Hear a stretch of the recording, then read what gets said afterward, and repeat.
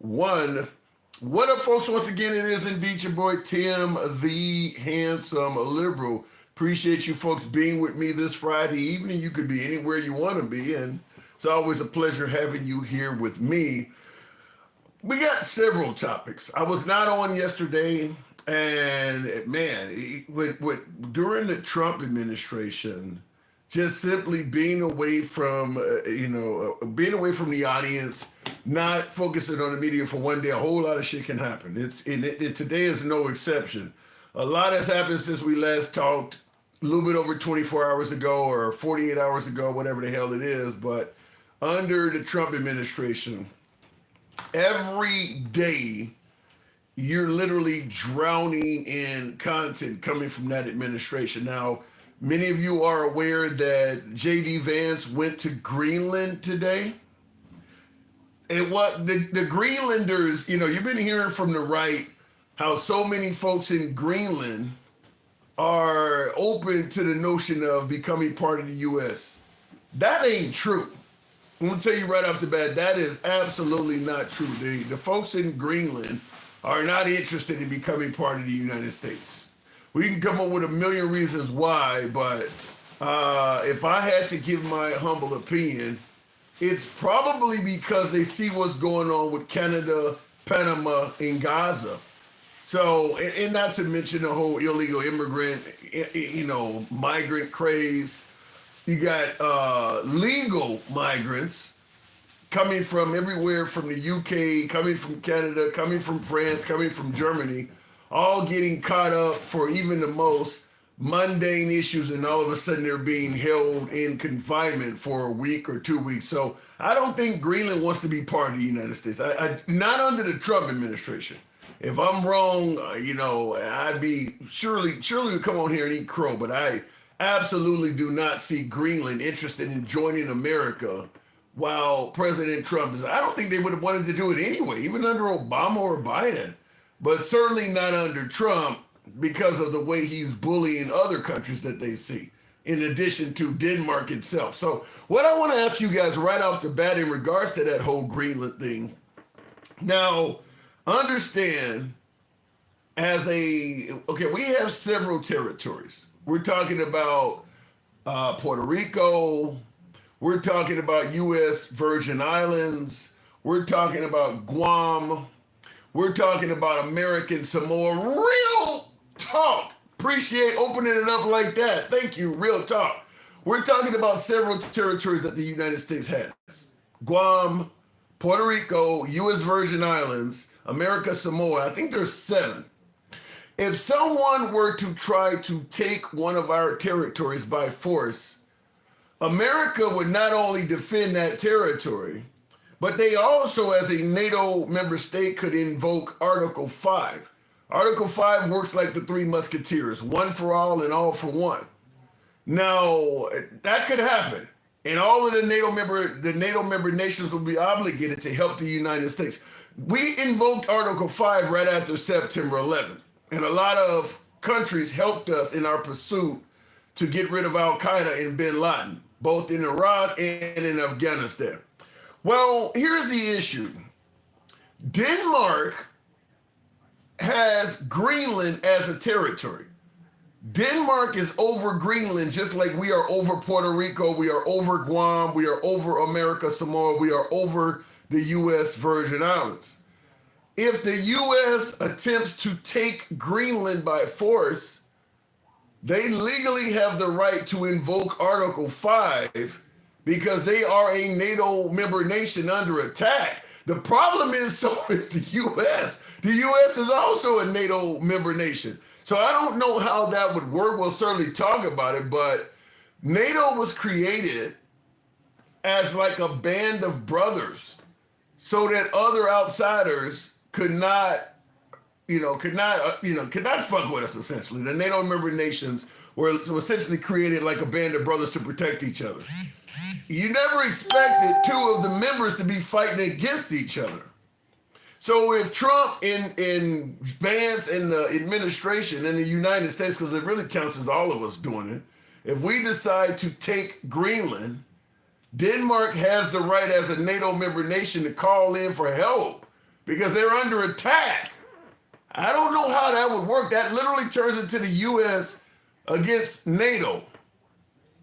So we'll talk about how the logistics of that and how that works. But make no mistake about it, Greenland is a worthy topic because they keep talking about it. It's not like Trump may have been trolling or made some off-culture statement, but they keep talking about it. So we'll have to talk about it. You guys, in regards to the comments, by way of yes or no, do you believe we ultimately will attempt to acquire Greenland, or do you think it'll stop at Trump's talk? Yes or no? Do you think America under Trump will try to actually acquire Greenland? Because he is saying it over and over and over again, and now he's gotten to the point where he's saying we have to have it.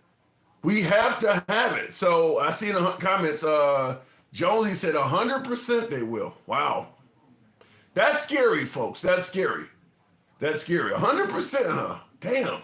What Trump wants, Trump gets, says Mark Travis. I don't think that's any less scary. But I want to, we got more topics. That's going to be something I want to discuss with you folks. But continuing on. Now, many of you are aware, I'm a day late and a dollar short on this topic, but many of you have heard the Jasmine Crockett thing. We'll talk about it briefly. It's not, well, it depends on who you, I was going to say it's not that big of a deal, but it depends on who you ask, because of some folks, it is a big deal. Congresswoman from North Texas is under fire this morning for comments she made about Governor Greg Abbott. Y'all know we got Governor Hot Wheels down there. Come on now. And the only thing hot about him is that he is a hot mess, honey. Dallas Representative Jasmine Crockett was... Okay, so she's obviously referring to Texas Governor Greg Abbott as Hot Wheels. He is a paraplegic, paralyzed from the waist down. He is in a wheelchair for the rest of his life, paralyzed by a tree falling on him at the age of 29. I just want to ask you folks, do you think the Democrats should apologize for that? That was an off-color comment mocking a paraplegic, mocking a handicapped man. Do you think the Democrats were wrong and should apologize for it? Now, I already know there's going to be some pushback in certain areas. I know where it's going to come, but we're going to certainly take callers on that because I'm dying to hear the opinion from MAGA and the other side. Now, this is going to get darker as we go, and I got two more subjects, and it gets darker from here. It may upset, these next two topics are going to likely upset more folks than certainly the first two. This one you're seeing all over television. It's in commercials now. This is the third topic. We got four today. Christi Noem, governor of South Dakota, governor of South Dakota, went down to the prison in El Salvador where people were being sent. And they literally make these people take their shirts off. And she's literally doing an anti-illegal immigration commercial using caged humans as a backdrop. Visiting this facility. And first of all, I want to thank El Salvador and their president for their partnership with the United States of America to bring our terrorists here and to incarcerate them and have consequences for the violence that they have perpetuated in our communities.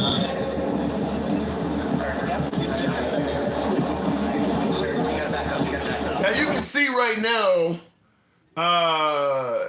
this is a moment that what it says on the screen there. This was a moment the U.S. Homeland Security Secretary Christi Noem posed in front of deported Venezuelans. They're literally making the Venezuelans stand in certain positions, make them take off their shirts. They're literally making them act, like you would a caged animal. I suppose you would throw in a treat afterwards for them doing what you want, but they're posing these inmates for the shot.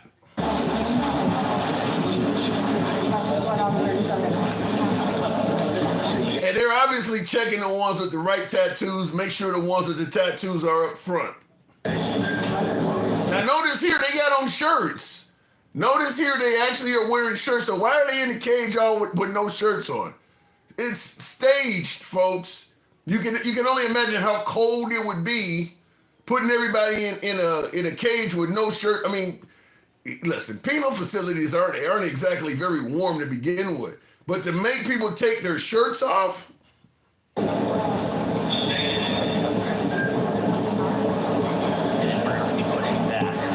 Okay, so I'm not going to play the whole clip, but I do want to find out from you folks, do you favor what she did, using human beings as a backdrop for the message?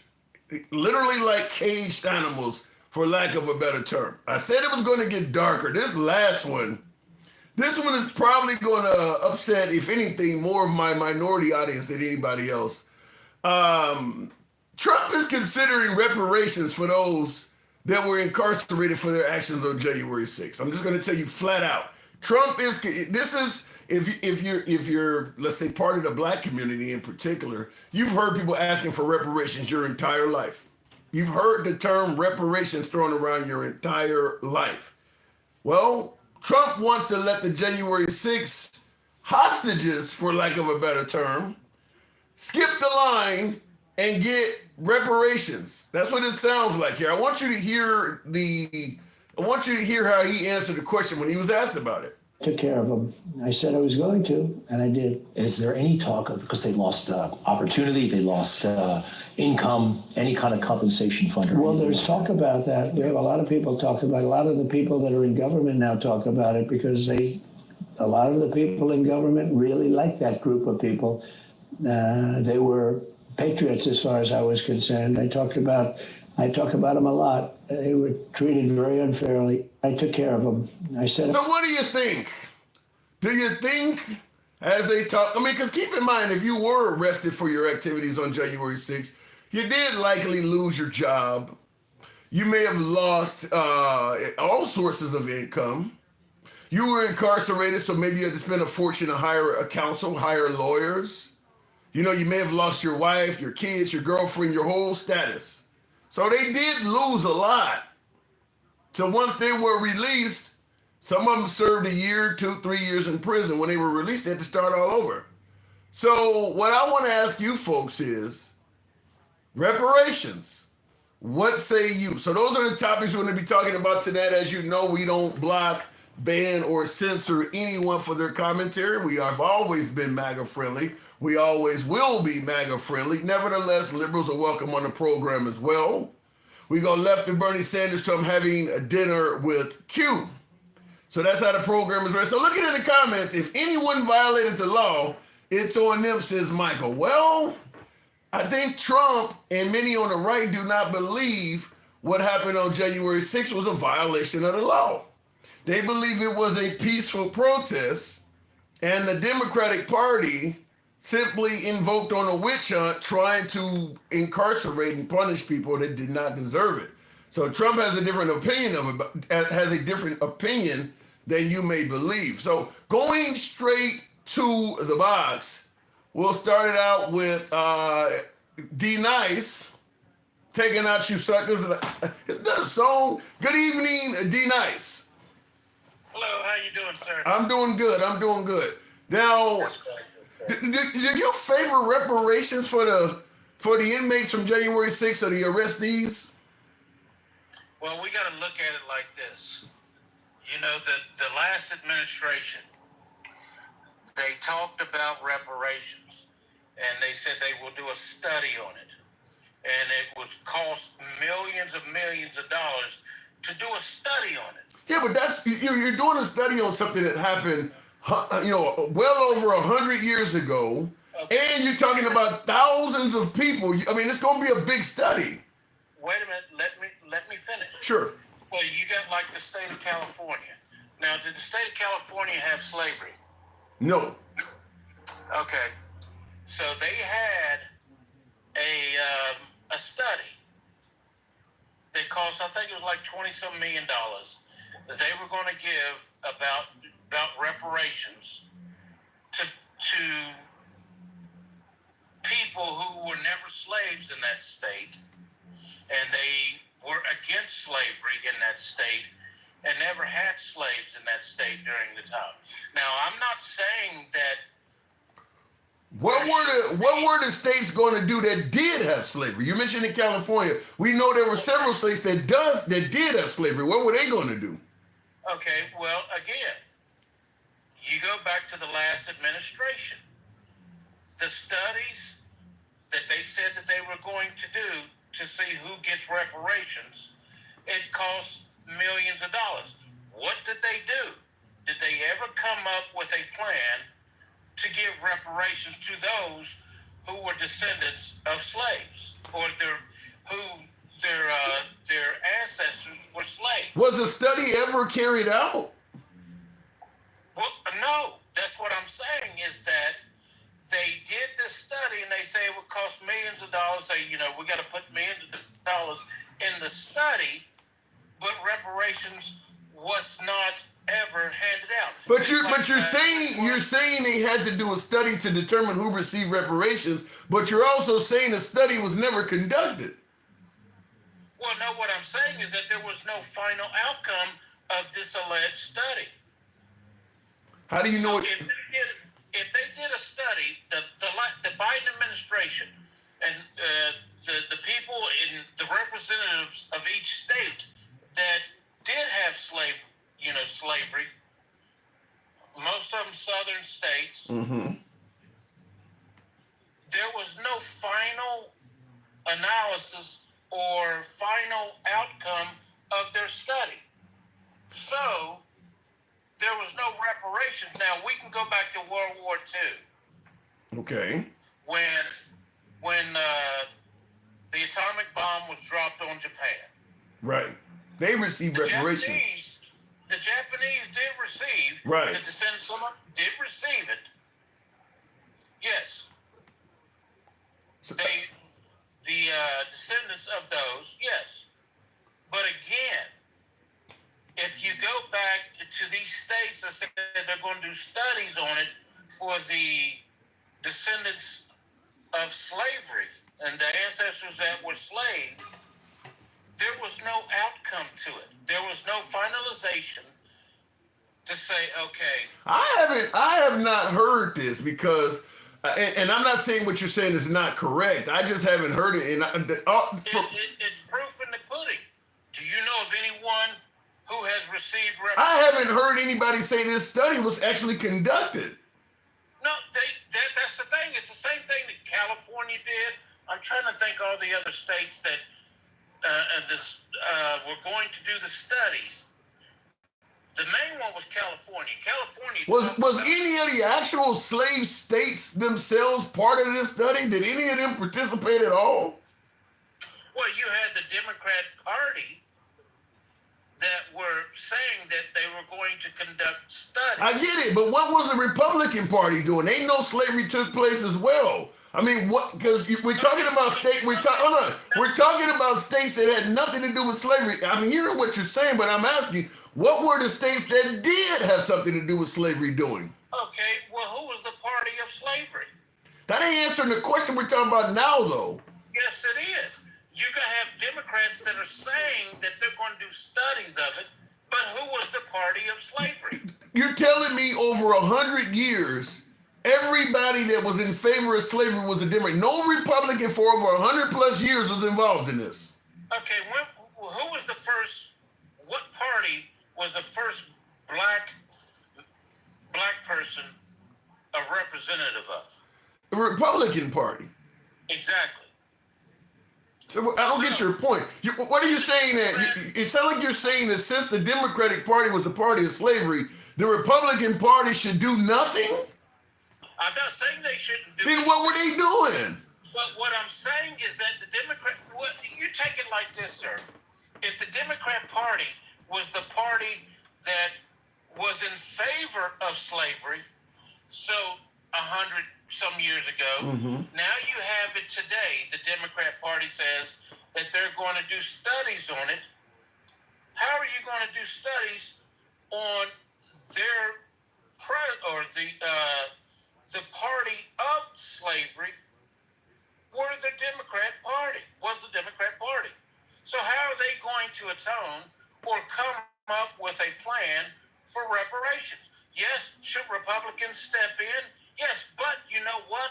The Democrat Party will not allow that. Let me say. Let me speak on something because I don't know if you're aware, but we just renamed a few military bases back after Confederate last names. Fort Bragg is one of them.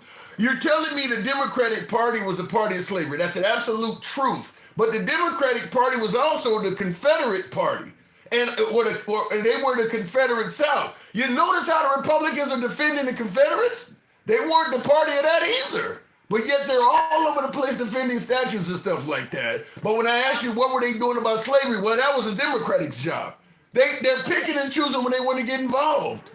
I understand what you're saying, but when did Fort Bragg and I can't remember the name of the other military location, the fort, when did that become an issue? Oh, it's been an issue for a long time. It just wasn't, it was falling. No. I mean, when did it become an issue? Probably, I mean, for the Confederate flag and statues, that stuff go back to the 60s and 70s, that blacks were against that. We just weren't giving them any credit back then. Only recently have protests against these statues gained some weight, but they've been protesting about that stuff for years. Okay, so you can protest about the name of a military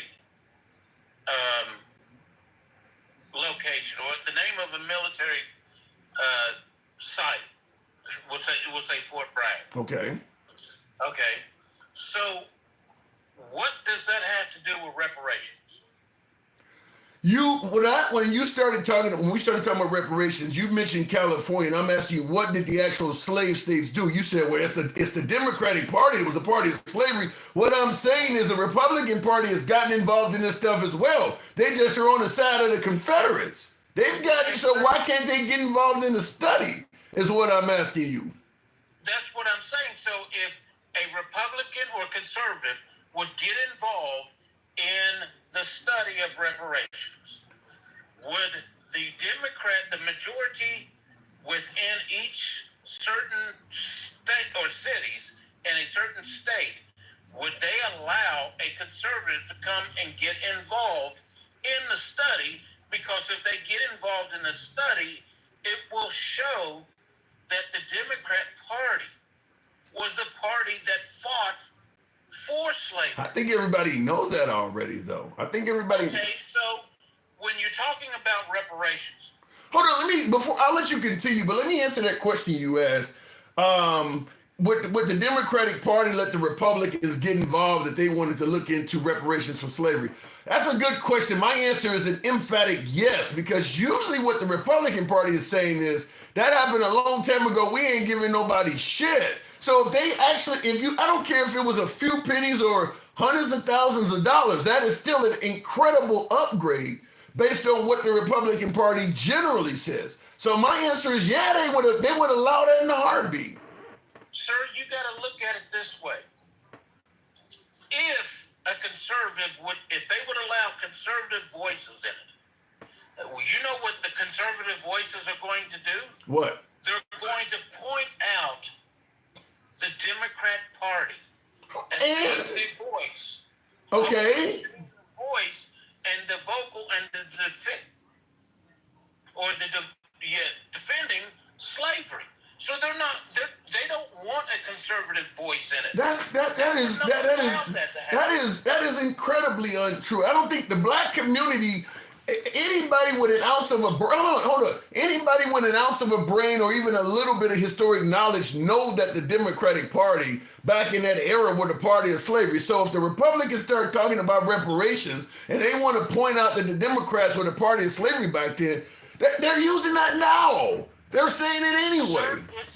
Sir, it's not about the people. It's the representative of the people. Trump is in office. I don't care if the Democrats want the Republicans involved in reparations or not. Trump has control of all of the government. The Democrats couldn't stop him if he wanted to do it anyway. Okay, once again, sir, these studies that under the Biden administration, What about under Trump? Biden's gone now. I get you're saying Biden didn't do his job. I get that. Trump is in office now. What is he doing? Why do you want, well, wait a minute. First, we have to address when this came about. The Biden administration And Okay. these certain, political representatives said they were going to do studies on it. The last administration, what came out or about of their studies? Was there a final decision? We don't know. Okay, well, why do we not know? When they said they were doing Trump has been making it clear that the Biden administration sucked. Okay, maybe they did a piss poor job. Okay, so what do we? Okay, hold on. If they did a piss poor job, what do we do now? Do we just keep hammering them? Maybe they did a terrible job. What do we do now? Well, what do we do now? Well, first of all, this is my thing. I am nobody. I don't know a lot of, these things that. But first, how they said they were going to do this study to see We came to that conclusion. who were actual descendants of our ancestors as far as when it comes to slavery. The Democrats, some of those within the Democrat Party that said they were going to do these studies to determine who were descendants of slaves, our ancestors, but they never came. Okay, we've come to that. Let me just say this. Let's take what you're saying as fact. That means the Democrats dropped the ball. Okay, continuing to bring up that they dropped the ball. Okay, the Democrats are no longer in power. What do we do now? Do we just keep talking about them dropping the ball? Well, no, you don't just continue to. You don't. So what do we do now that the Democrats are not in charge? But let me ask you this, sir. You didn't answer that question. What do we do now? Okay, I'm gonna try to answer this. If the Conservative Party would go and say, we're going to do a study on it, and I'm not saying it shouldn't be done.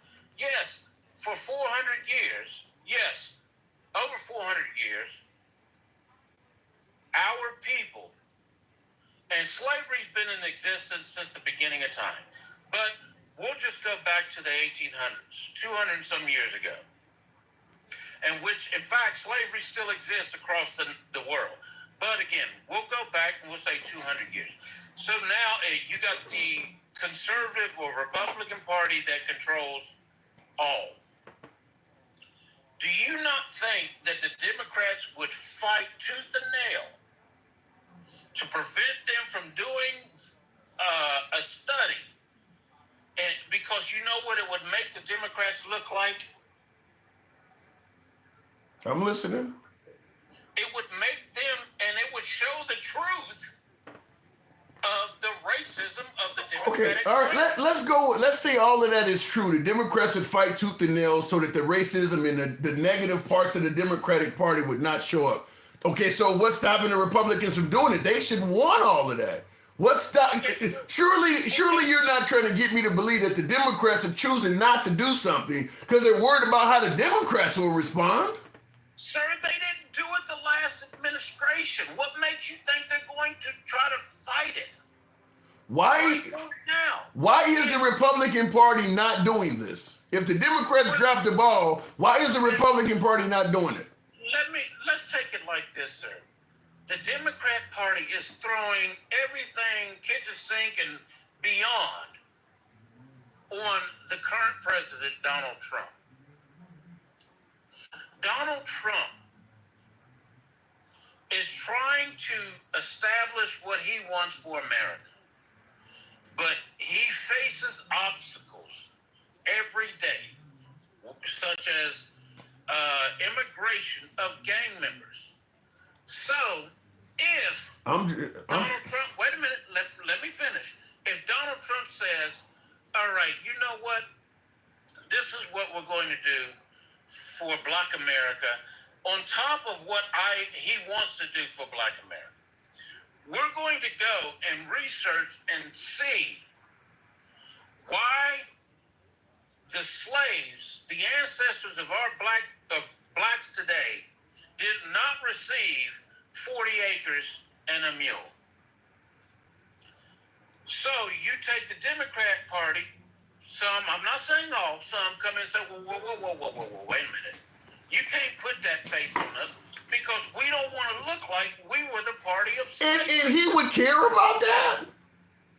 I'm not saying that. Wow. I can't sit here and foretell the future, but what Yeah, I'm you saying, can. Yeah, you can. Since when has Trump ever gave a damn about how the Democrats felt when he does anything? I don't even know hold on. With Trump having all control of government, I don't even know why you're bringing up the Democratic pushback. Clearly, the Republicans don't give a damn about how the Democrats feel. Okay, give your explanation on what you think the Republican Party should do. If you're claiming a study was done, conduct the study to a conclusion. You're saying the Democrats dropped the ball on it. You're going to need the slave states, conduct a study to a conclusion, determine which families were harmed. And in my opinion, as opposed to handing out money, I'd say hand out the things you took away. Education, Right. make education free for a while. Property, maybe property taxes are free for a while. Maybe the taxes of opening up a business are free for a while. Those are the things that you took away. I'm not saying just hand somebody some money, but perhaps if you want to open up a business, we won't charge you the necessary business tax that we normally charge folks for 10 years or so. Give back some of the things you took away, like land and education. Okay, I'm sorry. If you got more to say, I'm sorry. I don't No, want go ahead. I'm going to have to wrap it up, but go ahead. Education. We'll talk about education and land. Just like first of all, in land, that they will after slavery was after the end of slavery, that they were promised what 40 acres and a mule. That never happened. I'm not putting it on either party. Both parties are to blame because there was no follow-up and the promises were never given. So, and if you don't believe, and I'm assuming based on what you said, there were no studies done. Are you saying you don't believe that there were any studies done for reparations? No, I don't think that America has ever had the time of day to even entertain reparations. So any study would be met with, because you seem to think most of the resistance would come from the Democrats. I'm just the opposite of that. I've heard nothing all my life but Republicans are saying slavery happened hundreds of years ago. It's the Republicans that are vehemently against this. Even to the point of even talking about a study. They're not even trying to do that. So, okay, so if you bring in a conservative group, the Republicans, who were for the very beginning, and I believe they were formed in 1860. In the very beginning, that's the reason why they were formed. that stuff is, listen, what you're basically doing is speaking as if a party switch never happened. I haven't brought that up, but When did the party switch happen? the moment the Republican Party, who spent blood and treasure fighting against the Confederates, decided we want to start defending Confederate statues and monuments, that's a switch. Why would you want to defend the folks that were attacking you? When did that happen? It happened during the Civil Rights era when they started working with Martin Luther King. When who started working with, no. More, why what happened took place is because Lyndon B. Johnson, who was the president, and they had to get a sign-off from the president of the Civil Rights Bill. But majority of those who voted for that bill were Republicans. Okay. The minority who voted for that bill, the civil rights for Black Americans, the minority were the Democrat politicians. So there wasn't a party switch. They said, and just like LBJ said, I'll have these, using the N-word, voting Democrat for the next 200 years. And he was absolutely right. And it's sad. Well, you really think it's sad that they're voting for people that gave them civil rights for the next 200 years? You really think? No. Lyndon B. Johnson signed off on it. He didn't want to, but he had no choice. The Republican Party fought as they did in the 1800s for these. You know something. If you come and save my life, even if you don't want to do it, damn it, you get credit for doing it. Somebody come and tell me, he really didn't want to save you. Fact is, I'd be dead if it wasn't for you. We're not talking about an individual. We're talking about a population. I'm talking about something that would not have happened if Lyndon B. Johnson did not do it. You're admitting that. Why he did it? Because the Republicans. Who cares? Who cares? Nobody cares. Nobody cares why you saved me. So why are you defending a party that was the minority in passing it and not the majority who wanted that? Because they didn't do it when they were in power. It wasn't presented until what?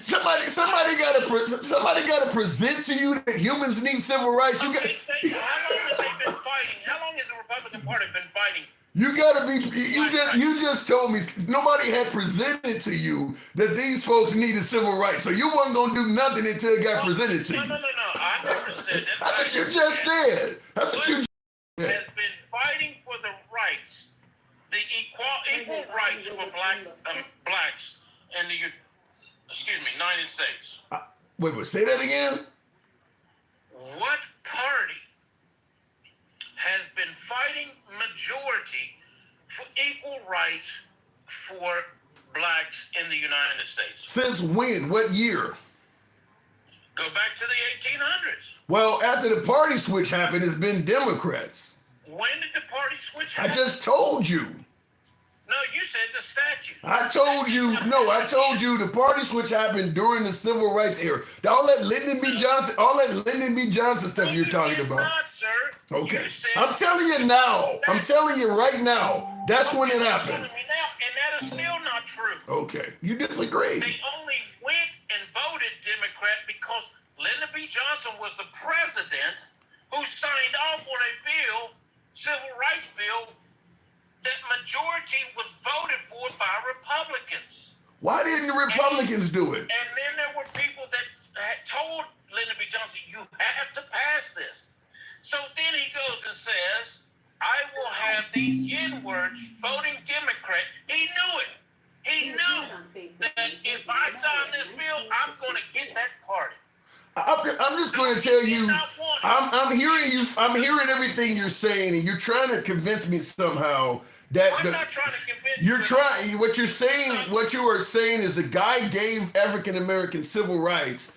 He's the president. You're saying, well, the Republicans are the one that. So in other words, Lyndon B. Johnson, the Democratic president, all the party under him voted against it, but somehow the other party, the Republicans, joined with the Democratic president, and that's somehow how blacks got civil rights. That ain't the history I remember. I don't know history. What you're talking about doesn't sound familiar at all.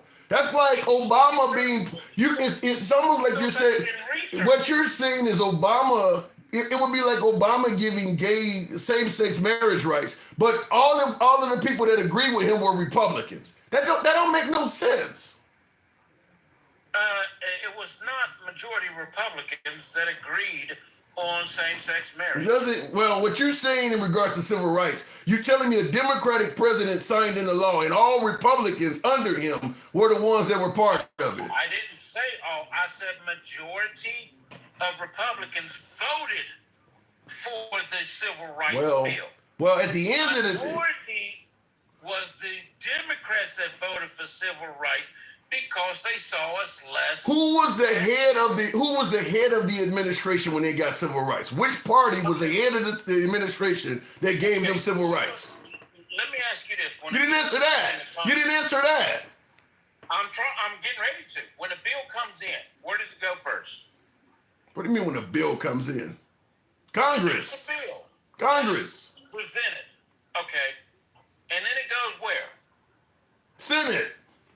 Right. So after it's passed between those two, the Congress and the Senate, then it goes to the president, who signs off on it. So, but you look at the representatives of those who presented the bill. Nobody's gonna. I think what you're failing to. First of all, JFK was working with Martin Luther King. He's a Democrat. Now you're admitting that Lyndon B. Johnson also a Democrat, but you're trying to make it sound like people should pay attention to Congress. Nobody does that. Nobody. When you pay attention to what the presidential administration is doing, people don't historically remember what Congress and the Senate is doing. You're telling us to ignore Lyndon B. Johnson and pay attention to the Congress and Senate from that era. Nobody does that. Sir, did Lyndon B. Johnson create the bill? Did he sign it into law? No. Did he create the bill? Nobody cares who created it. Why not? Because you're making it a point to say that basically the Republican Party is the racist party. I'm making it a point to say nobody pays attention historically to bills that were created. Whatever the administration that was headed by the president that signs a bill into law, that's who gets the credit. Nobody goes back in history and look at individual Congress members.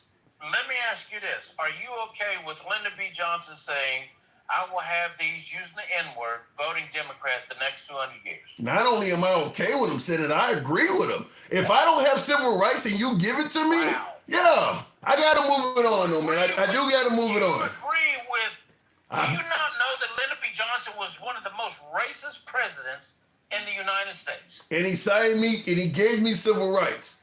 Forgiven. Forgiven. Forgiven. Have you done research on I'm listening to, I've heard it from you. You just told me he gave us civil rights. Forgiven. Ain't nothing you're going to say. He did not want to sign it. I don't give a damn. He did it.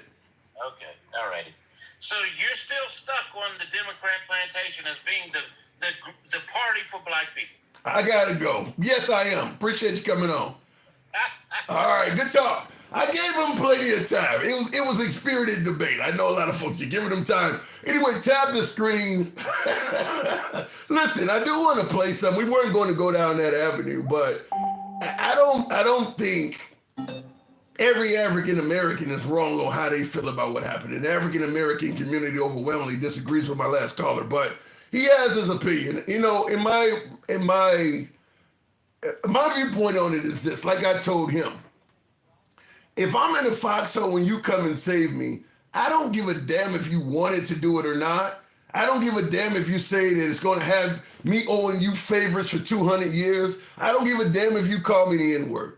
I would be dead if you had not came and saved me. That's all I care about. Bringing up all this other stuff what the Congress and the Senate did. Fact is, he didn't have to sign it, and he did. So he gets credit for it. That's trying to make up all this other stuff to defame the guy is not going to happen, because without the guy, we don't have civil rights. Luther King was once a pastor. King appeared on Face the Nation in May of 1964 when he was working along with President Johnson to get the Civil Rights Act passed. Dr. King, in light of recent statements of Senator Barry Goldwater and, in some cases, Richard Nixon, do you think there is a real danger of the Republican Party becoming the white man's party in this country? I think this is a real danger, and I've talked with some Negro Republicans who are very concerned about this. I see trends and developments which will reveal that unless the liberals of the Republican Party take play a much more decisive role in leadership positions, this will become a white man's party. And I think this. And to me, that is about as telling of a party switch as you can. Since when have you known liberals to be in the Republican Party? He's on television saying that he's concerned that if the liberals don't speak up, it could become a white man's party. He is literally describing the switch in real time. In our lifetimes, you don't know of you've never heard anybody talking about liberals in the Republican Party. So the fact that he's talking about that, the fact that he's concerned that the Republican Party may be the white man's party, it's been the white man's party all of our lives. So he is literally describing the party switch taking place right there in front of him. So listen, folks ain't gonna want to admit the party switch took place, fair enough, but I think his statement, that's Martin Luther King, I think that's about as clear as you can get. Okay, let me go back to the box. Now, Mike, I saw you in the comments. Good evening, Mike. This is not what we were going to talk about. Hell no. Tap the screen, share it live. We got to get Tim up to about 50,000 while I'm on here because I want my time. I want my TikTok reparations tonight. Damn it! It got heated. Listen, I don't know if me. My time to miss Mo better if I don't get it all. Damn it! I don't know if me and that gentleman had talked before, so I didn't want to listen. We were getting heated, and he just got a little bit extra time out of me. But let's get back on track. So that's cool. But what I want to do, I want to shed some light on what he brought up about the reparations, the California reparations study. It was completed. It was a 1,080-page study, Tim. I'm not aware of this. I will send it to you. All you got to do is send me your email address. I will send it to you. Okay. But here's the part that they don't talk about. First of all, although California was not was when it entered the Union, it wasn't deemed a slave state. The practices were still being practiced out here from the Southern strategy and from the Southern Union. There was a lot of it going on out here, right? And he wasn't talking about that. Just because you're not enslaved, just because slavery's not here, didn't mean that there weren't segregated communities. Yeah. You know, I mean, that's the part that. Is there anywhere in the United States that didn't happen? Well, that's the whole point. That's the whole point about what he's talking about. He's talking. Listen, when people talk about slavery, they go, "Well, you were free, so what's the problem?" Just because our people were free doesn't mean that it was just enslavement's over, so everything's fine. No. They don't talk about the racial terror. They don't talk about the political disenfranchisement, housing segregation, all these other things that happen, separate and unequal education. All those things happened.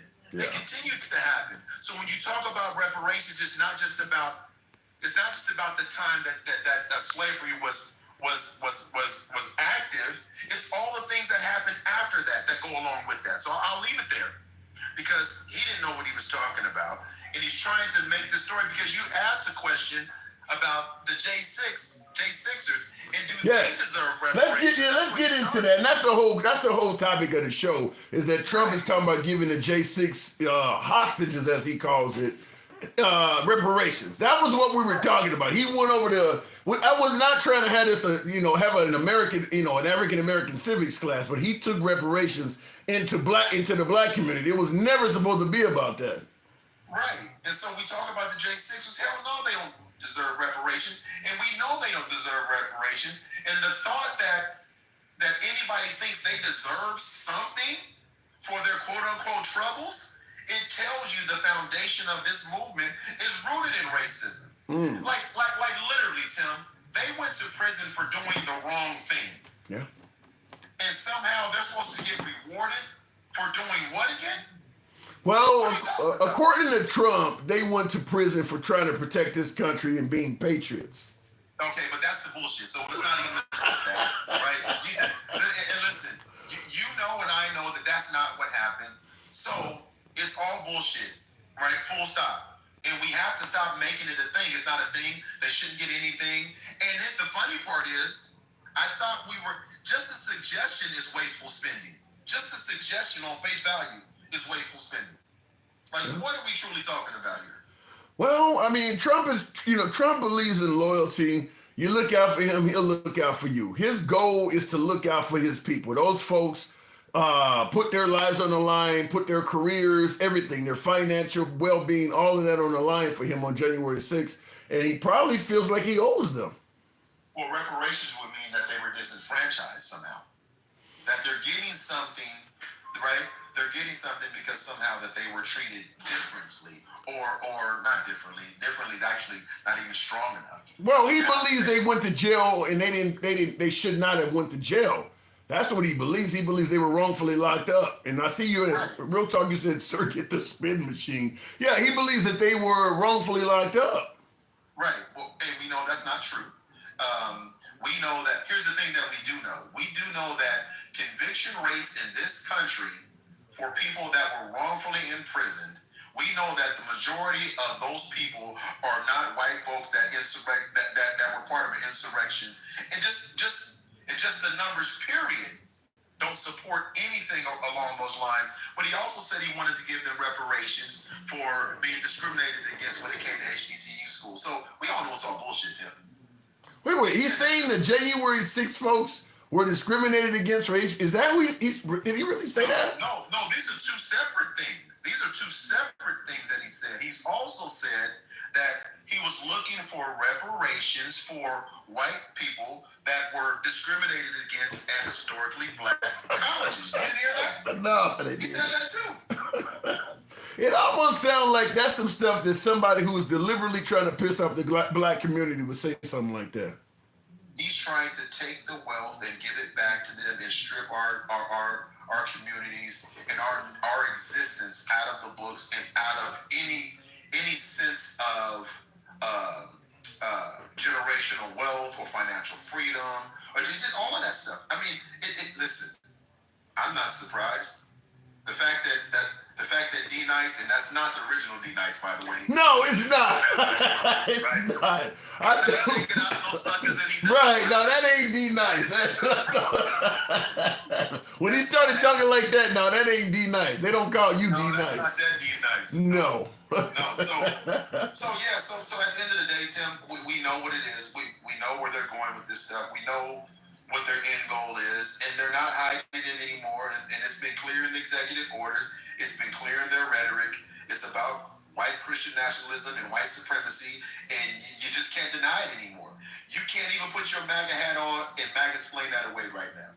Well, I gotta ask you though, since you mentioned the MAGA hat, I gotta ask you, how do you explain Black MAGA? Black MAGA is still on the Trump train. If what you're saying is true and MAGA is all about white supremacy, why is Black MAGA still there? Because you can have a bushel of apples and some of them will be rotten. Damn. Are you? Listen.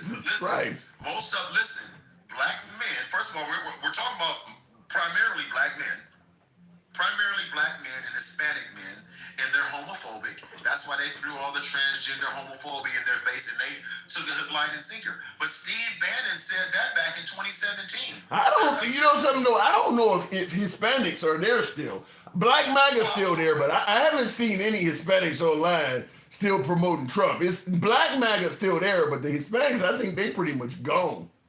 Yeah, well, they not trying to be online. Ain't nobody trying to be seen right now. If you got that brown hue like them, they snatching them up out of here. Yeah. But here's the thing, Tim. Here's the thing. Steve Bannon said this. I think it was in 2017. Their job was to peel away the black and brown male vote, disenfranchise them, make them feel like they are still on the Democratic plantation. The funny part is that's just what D Nice said. Steve Bannon's been saying it for years. Steve Bannon been saying it for years. They bought into the propaganda. They keep saying it over and over again. And unfortunately, listen, sometimes when you walk, you step in shit. That's what happens, you know? And when you talk about Black MAGA, which I have no respect for, period, point blank. Really? I mean, well, you don't think there's any reason why black men would want to vote for Trump? Never. The economy? Nope. Illegal immigrants on their streets taking resources that they could be using? Nope. All of it was bullshit. Nope. No, I don't know about that. I tell you, a lot of folks in some of these urban areas, because of how home and the borders are, getting these folks out of here, a lot of Black MAGA are happy that immigrants aren't laying all over the streets in their cities. I mean, it is happening. Well, because they're fools. Because here's the thing. You give them this thing that they think is good for them, right? Oh, well, they're not on the streets as they're turning around over there in the office taking away your rights. So, yeah, those immigrants aren't on the street. Yeah, but I'm going to have to push back and ask, what rights have blacks lost under Trump? I said that while they're trying to take away your rights. Give me an example of a right they're trying to take away. Tell me which one they're not. That's the shorter list. It's too many. I don't hear blacks losing their Second Amendment right. Because you can't just take it away for us. See, that's the part where you're wrong.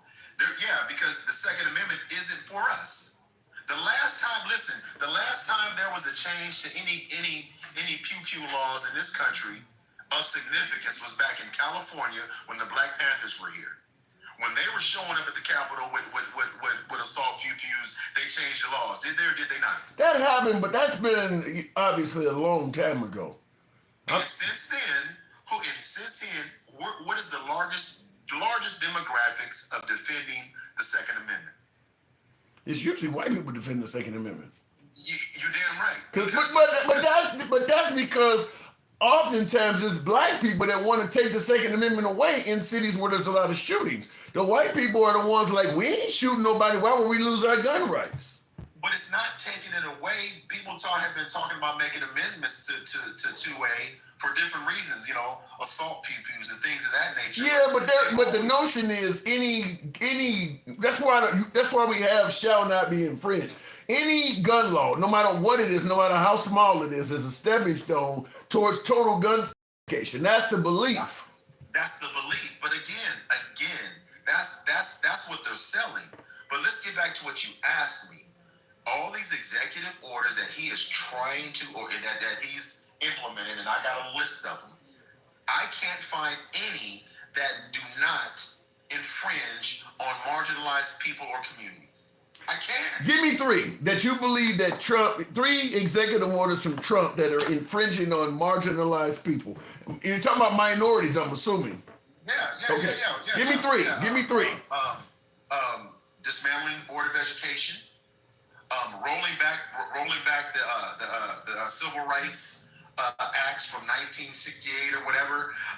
Let's go to the Aliens Act. Let's think about the Aliens Act, the 1787. Mm-hmm. Considering the gang, or when they start deeming groups as terrorist organizations, they're doing that so they can do what they want to do with those groups, for lack of a better term, as I'm saying that. Yeah, but if you are a marginalized person that is in America as a citizen of this country, you're not going to be victimized by that stuff at all. I mean, they can't deport you if you're. Say that to the people sitting in prisons in Venezuela that had no criminal record, Tim. But they're not citizens. Tell them that. They're not citizens of America. Did they get due process?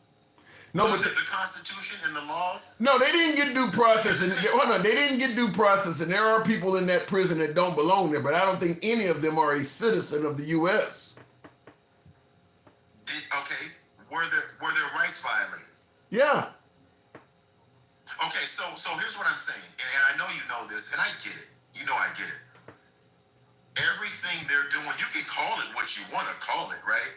If I wanted to slap you in the face, but I told you I wanted to assist your nose reconstruction, I can make it sound nice. But my ultimate goal is to smash your face in, and that's what they're doing, playing in our face, Tim. That's what it is. You know it, I know it, and everybody. I'm not going to play spin meister. I mean, the Trump administration is anti-immigrant. I don't, legal too. I don't think that's up for debate because they've done a lot of things that's made life harder for legal immigrants, folks with green cards and things like. I mean, so they are anti-immigrant. But the point I'm making is, if you are from a marginalized community and you are a citizen of the United States, you haven't given me anything that Trump is trying to take away from citizens of this country. Civil rights. He's not trying to change voting rights. He's not trying to do anything. Just all these executive orders are for the betterment of everybody. Is that what you're telling me? Well, in regards to voting rights, both sides play gerrymandering games and things like that. Under Trump, he wants to have everybody have an ID, which I don't think is a bad idea. The liberals are going to want to relax the rules. I mean, both sides try to play games. I'm not letting you get away with that. Okay. Because here's the thing. You can't tell me, I'm going to use this as a perfect example, right? Have a neighbor next to you? Yeah. So if a neighbor next to you moves some of his, say right on your yard, he moves some of his shit onto your yard, and you go move it back, are you playing the game with him? No. You're just pushing him back where he should be, right? Okay, right. That's not a game. That's not both. So if somebody said both of you guys need to cut it out. No, but it's more, Mike, it's more than that. For instance, I know. Tim, listen to me. I do understand that it's more than that. But what I'm saying to you, when we keep talking to both sides, because somebody's reacting to They're not, but they're not reacting, Mike. I mean, no, because a lot of people in this country, even on the left, do not see any issue with requiring a voter to have an ID. So the liberals are trying to make it so that you can vote with an ID in as many places as possible. So that ain't pushing back. That's something the liberals want. And many folks disagree with that. But why do they want that, Tim? Why would you want somebody to vote without an ID? Other than the possible fraud? I don't know. No. So why is the right pushing for it so hard? Well, the right does realize they do better when turnout is low. So they do not mind putting hurdles to make voting. Like Trump is talking about making you prove you're a citizen. I mean, or signature match. They do like to put hurdles there to make you have to go through a few extra hurdles to vote because lower turnout helps them out. And where are they doing? And where do you think that what they want to implement? Who is it going to impact the most, Tim? Come on, Tim. Don't look over there. The answer ain't over there. The answer's not over there. You know exactly. Well, what's the problem with having a damn ID? That shouldn't impact nobody. But it does, Tim. And it's not just the ID. Some people are disabled. Oh, here's what I mean by that. Because they were trying to say first they want everybody to vote in person. They don't want you to mail anything in. That's a hurdle. That's a hurdle. Yes, that's a hurdle. That's a hurdle. But see, what they also do is they limit the polling stations in certain districts. That's a hurdle.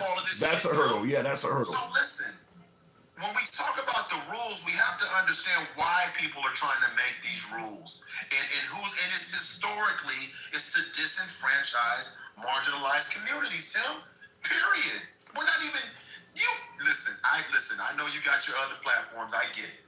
But you know better than that. You know that that's what they're doing. No, I admit the Republican Party, like I said, they do better with lower turnout. So they're going to do everything they can to reduce the turnout to make it, because they know the harder you make it to vote, the more people will be like, fuck it, I'm not standing in line for 8 hours, or as you said, I'm not gonna go and drive all the way down there when I used to be able to mail it in. I mean, they're trying to get the fuck it crowd to increase. And you are correct in suggesting that it's gonna hit marginalized communities more because those are areas that are highly congested. In other words, there's a lot of people in a small area.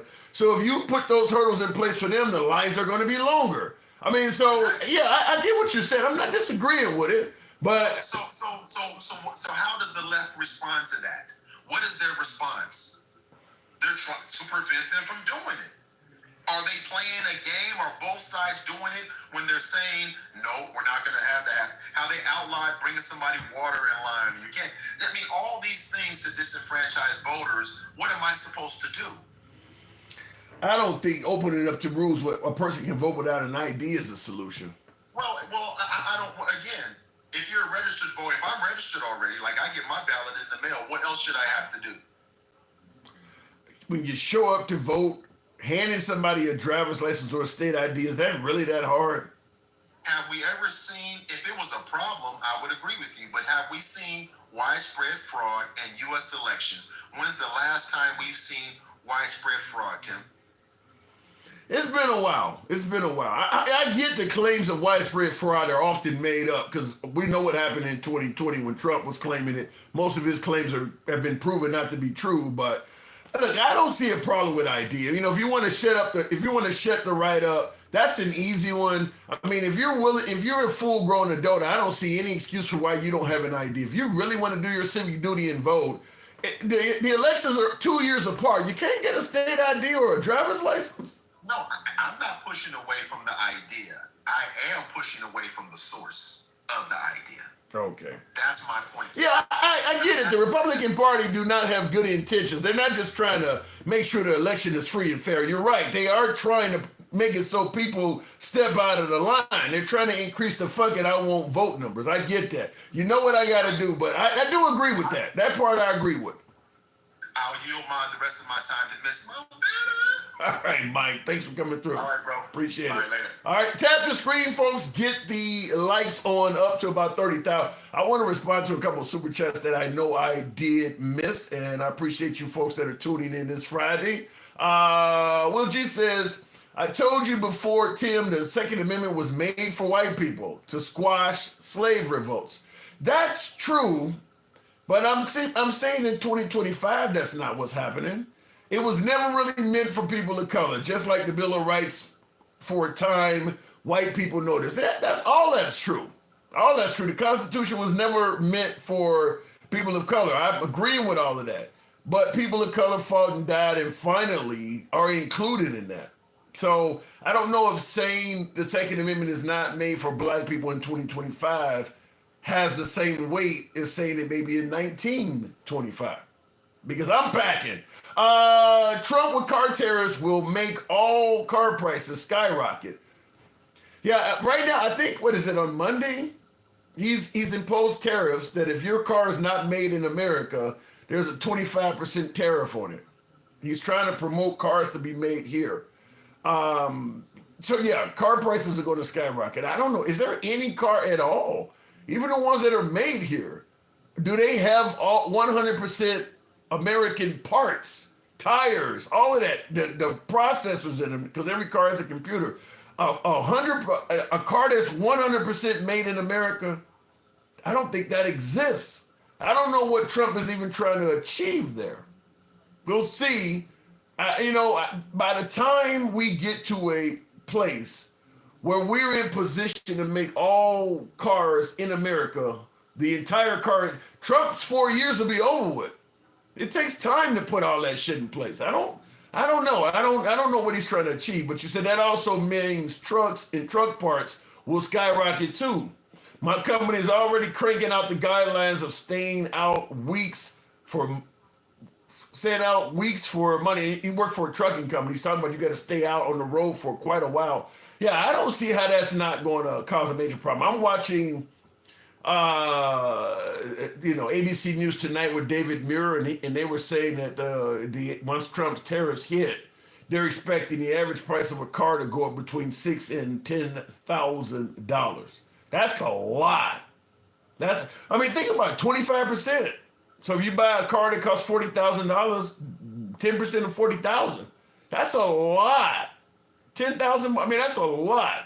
So we'll see what happens. But I tell you one thing, if you got a nice late model used car, it'll probably increase in value quite a bit. It'll add a lot of equity to the car you already got. In the comments real quick, Will G says, Trump ain't shit. We know Trump is trying to bring black people out to declare martial law and shoot like it's open season. Damn, Will. Now, he's not the first person I've heard suggest that Trump is trying to rile everybody up and create such chaos that he gets additional powers via martial law. But Will is saying that once he does that, then they'll start shooting protesters. Jesus Christ. Is Trump that bad?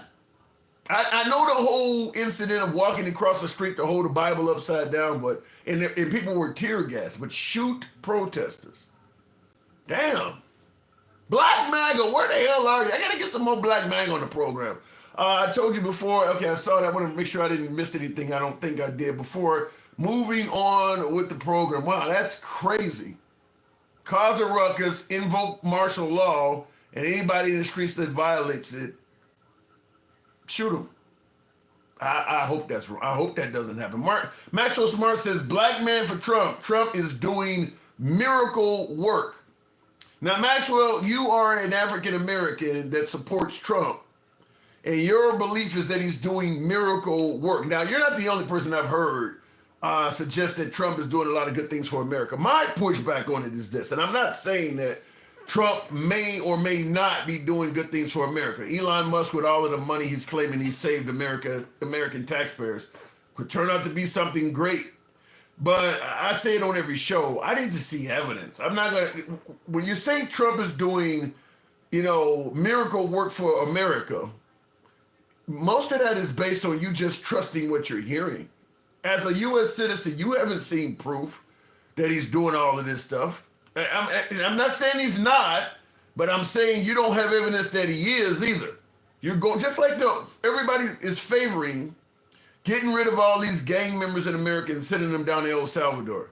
Once again, you're just trusting that the administration knows what a gang member is.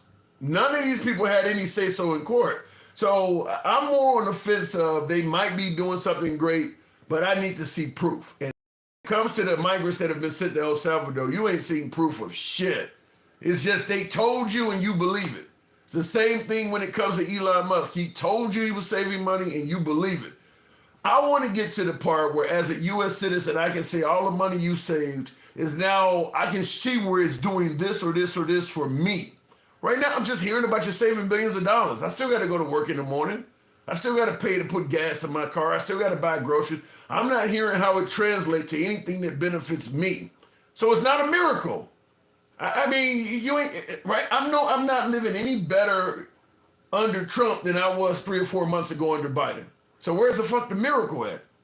Going back to the box, and yeah, tap the screen. Get us on up. Get a good minute of tapping, maybe 50,000. I'm going to ask for the moon. I want my viewers to do some miracle work. If you're watching on Instagram, you're watching on YouTube or TikTok, tap the screen, smash that like button. Maxwell Smart says getting rid of illegals is giving jobs back to the people. Bringing Hyundai plants equals more work for citizens. Biden did nothing for you. Well, Maxwell, in regards to Biden doing nothing for us, there are things you could break down about the Biden administration, but looking in regards to what you're saying about getting rid of illegals is giving back jobs back to the people. No, it ain't. You name some jobs that illegal immigrants are doing that you're eager to get your hands on. That is not something to brag about. Okay, you got rid of the illegals, so now those jobs can be filled by Americans. What were they doing? You want to stand out? You want to stand in front of Home Depot and do riffs all day? I don't see how that's a great job. You want to pick fruit? Damn sure don't want to go back to picking cotton. What were they doing? They were doing. You said that getting rid of illegals is giving jobs back to us people. What were they doing that Americans were? Damn, I can't wait to get rid of them so I can do that. You want to pick apples? You want to change these nut-soaked sheets at the Alitas Hotel? You want any of that shit? I don't want. You want to go cut up chickens for Tyson Foods? Tell me what jobs they're doing that Americans are eager to get their hands on. Now, in regards to you saying bringing back Hyundai plants equals more work for citizens, that could turn into something. But it hasn't yet. So as I stated to you, until it translates into actual jobs and revenue, it's not miracle work yet. He might be on a path to something miraculous, but you're giving him credit before any of this stuff has happened yet. That's the point I'm making. Continuing on though, but the jobs thing is kind of funny. I don't think, appreciate that alter ego. Yeah, thank you for the hat and mustache. Will says, the right is always playing semantics. Voter ID for all now, but they will move the goalposts. And then they will say only certain people receive it. I can see that. Okay, I'll concede that. But I do believe you should have an ID. Now, if they try to move the goalposts and then say some kind of special ID is required, or they try to make it harder to get the voter ID, well, all of a sudden now you got to go get a birth certificate or you got to get a passport to get the ID. It start putting steps in, then you're right. And I do believe there could be some of that happening. I'm not going to disagree with that. GOP governors will also have the power to revoke IDs. But going back to the box, one of the ones I have an issue with is signature match. The Republicans were trying to use signature match in regards to voting. My driver's license, in fact, I got to renew my driver's license this year. 7 years ago, that's when I got that driver's license. 7 years ago. So 7 years, as Lincoln would say. My signature don't look like it did on that driver's license 7 years ago. It absolutely does not. So if I go and vote and I sign a ballot and they want me to pull out my license and they try to match the signature on that, that ain't telling you shit. That signature match should not be part of voting at all. We're in 2025. Why the hell are you still using signatures? This is where I do agree with my last caller and many on the left suggesting that the right do try to make it harder to vote, because you can buy a house without even leaving your home. You could actually close on a home. Why do you have to go physically to a place to vote? You can transfer millions of dollars without ever going to the bank. You're going to tell me I can do all of this shit, but you don't trust me to cast a ballot? there is no legitimate reason why you should have to go down to a polling place and do it the old-fashioned way in 2025. The technology is way too great for that. Facial recognition, there's fingerprint scanners. There's no reason why you shouldn't be able to do that remotely. So I do believe that there is a concerted effort to make it harder to vote. Maxwell says, I'm a painter and I make more than college graduates. Illegal flooring companies are making millions a year, paying a carpenter $25,000 a week for. But here's the problem, though. Okay, you say I'm a painter and I make more than college students. When you got an administration that's anti-union, you're not going to make that kind of money for as long. You think they're going to get rid of immigrants that are doing this shit for a fraction of the cost and replace them with you, and you're making, as you say, more than college graduates? The next step is going to be to make you earn what they were earning. They're not going to get rid of some guy that's making $20,000 a year and replace him with you making $70,000 or $80,000 a year and let that stand. The next step is going to be to find ways to pay you less. I mean, that's just, look at what Trump just did. Just removed the bargaining powers from the federal government. So now their union is fading away. You think that's not going to translate into lower salaries and lower benefits and pathetic retirement packages? So that's what's going to happen. Illegal flooring companies are making millions a year. I paid a carpenter $25,000 a week for 3 workers. Like I said, the next step would be to cut how much you're earning. Trump is turning into Uncle Ruckus. Speak on it, man. How is Trump? Thank you for the super chat there, Major Blue. How is Trump doing? Let me go back to the box. Miss Mo Better. Good evening. I paid a carpenter that's illegal $25,000 per week for 3 co-workers. Are you not reading? Wait, hold on a second, Mr. Mobetta. You said you paid a carpenter, you paid an illegal immigrant $25,000 per week for 3 co-workers. So that's 5,000. What is that? 25,000 divided by 3. That's over 8,000. That doesn't. It sounded to me like. And whoever that is lying his ass. Yeah, that seems a bit odd. He said I paid a carpenter. You can't just be spewing anything. Like, yeah, you can't pee in our ear and tell us it's raining. Yeah. No, this don't happen. Yeah, it sounded to me like whoever was overseeing those 3 carpenters that you got was keeping a whole bunch of money. That sounds extremely high. Yeah, they trying to say that. You know why people say stuff like that? Because they try to justify that with first of all, Trump saying that they were taking black jobs. Yeah. And then that we're gonna go out there and replace the jobs that they were doing. That it's all a crock of shit. Yeah. The thing I'm looking at is like what my viewer was talking about, they getting rid of them frees up jobs. Most immigrants do jobs that Americans are not interested in doing, in my opinion. No, and they know it.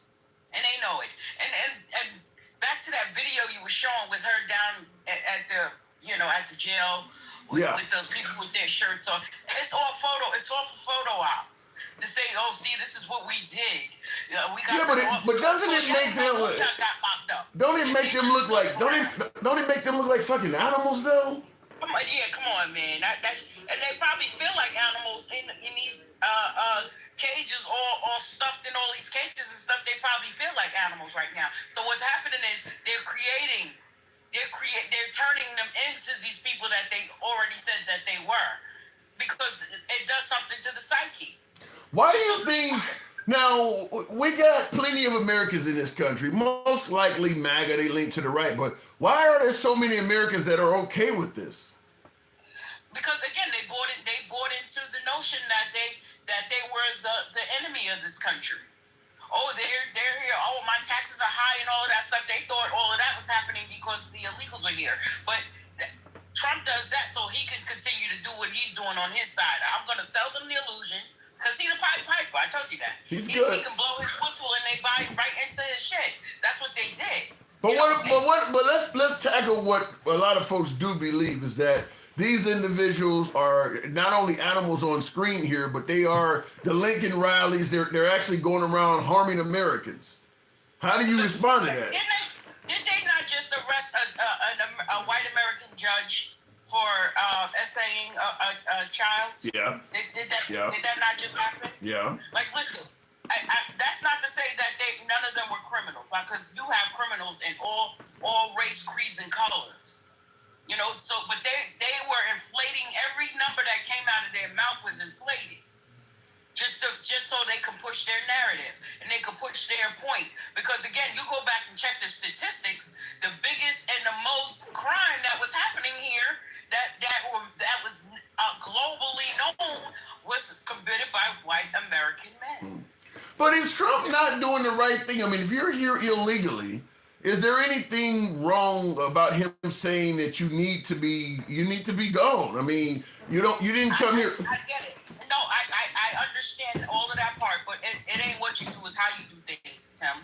He went in there like he's some type of mob boss. Like, I don't care if you have citizenship. You're gonna get out of here and we'll work out the details later. That's not how things work. That's why he has so many lawsuits against him right now, too. But what about the notion that Biden fucked things up so bad that they didn't have no choice but to come in there gangbusters because Biden left so much work to do? No, because it wasn't that bad. Was it a lot? Yes. Was it that bad? No. Because again, they're coming over here. How are they staying here? Who was hiring them? You're not going after the people that were hiring them. That's one of my points. Yeah, that's one. Because the people that were living in these shelters was probably 1% of the people that were actually here. Yeah. So they have a reason to stay here because these people that don't want to pay unemployment tax, right, don't want to pay Medicaid, don't want to give health insurance and stuff like that. They're the ones they're the real problem. You know, you raise keep that money to myself. You raise a good point, and that is because Trump is probably more gung-ho about securing the border than any president Obama was pretty good too, but he just wasn't he wasn't vocal about it. But one thing I will say that, because Trump is probably the most outspoken person we've had in our lifetime in regards to securing the border. But the problem is, as you pointed out, they never anything about going after the Americans that literally are co-conspirators in the problem. If you're here illegally and somebody's hiring you under the table, they are a conspirator in the illegal immigration problem. And you don't hear... Trump himself was one of those. He was one of those. And he flat out said, I didn't like paying people. Wait. You're saying Trump actually copped out to hiring illegal immigrants? They're hiring illegal immigrants. They did a whole panel of the illegals that was working for him down in Florida. Yes, they did. It was a whole panel of them. And there were people, here in New York, they have a liaison that, illegal or not, they can file a lawsuit against the person who wasn't paying them. That's going on right now out in Southampton. I didn't know Trump had. I mean, I knew there was rumors of that, but I didn't know he had copped out and admitted he was hiring illegal immigrants. He's like, I didn't like paying people. I seen him say it. He said it on one of those one of his rallies he was holding. Like, come on, he does things blatantly. He does it in people's face because he in his mind he's above the law because he's the president of the country. Well, that he is. He does. Yes. You got to admit he does appear to be above the law. I think we can. He does because of cronyism. You talk about DEI, cronyism is the problem. DEI was never an issue. Yeah. So why attack that? You know what I'm saying? So that's the protection. Even though it's nothing specific at black people, it had to include other people in there because that's how it was written. But if it could have been just for black people, it would have been. So now you see how they want to go so hard on Jasmine Crockett. And that's what I want to ask you about. Speaking, I got a sister on here. You're talking about black people. How do you think the Democrats? I mean, she made fun of a disabled governor. She called Texas Governor Greg Abbott Hot Wheels. Do you believe the Democrats should issue an apology, or she should apologize herself for doing that? Absolutely not.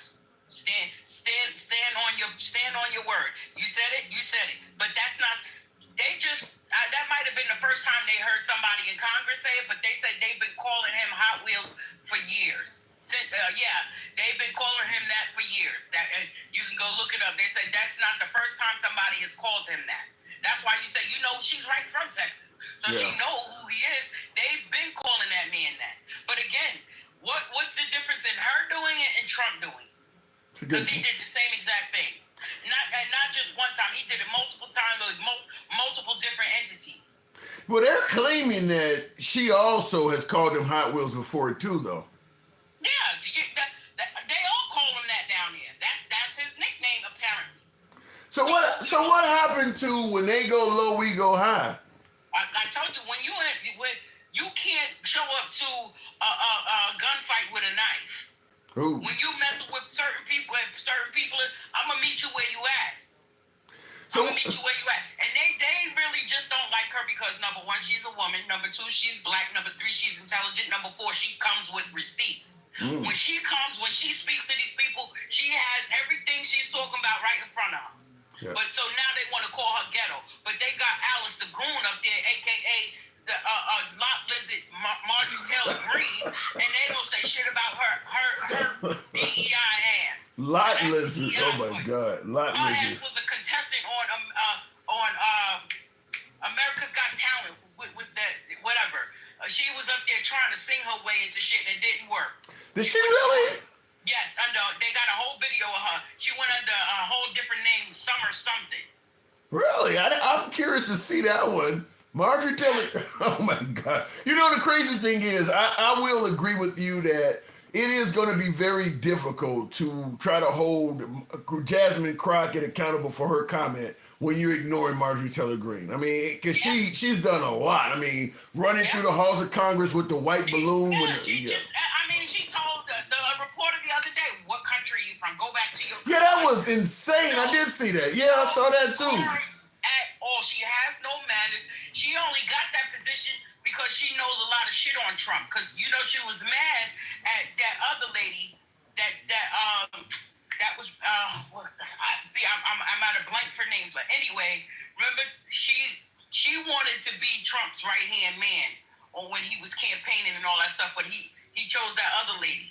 See, I don't really know their names. I'm trying to think. You talking about, what is her? I know the blonde lady. But she was a little younger, you know, she looked better than Marjorie Taylor Greene. Marjorie Taylor Greene was about to throw a whole hissy fit.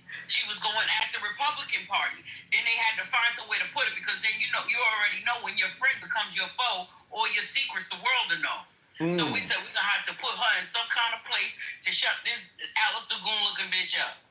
Well, apparently she's in a pretty deep red district, so she's gonna be around for a while. Of course. And until things switch it with these seats and stuff, they're going to be there. We're going to hear her voice, unfortunately. Well, last before I let you go, what do you think about Trump indicating that he might consider reparations for the January 6th hostages? I don't know if you remember our conversation, Tim. This might have been a little bit of last year or whatever. He wants to start civil unrest. He wants to start a civil war. He knows that. What would he gain by? That will bring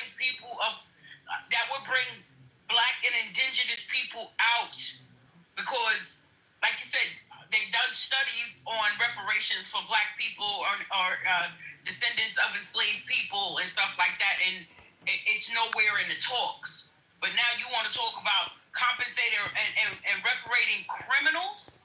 So you believe that Trump is intentionally trying to basically destroy the country? He's trying to tear it down.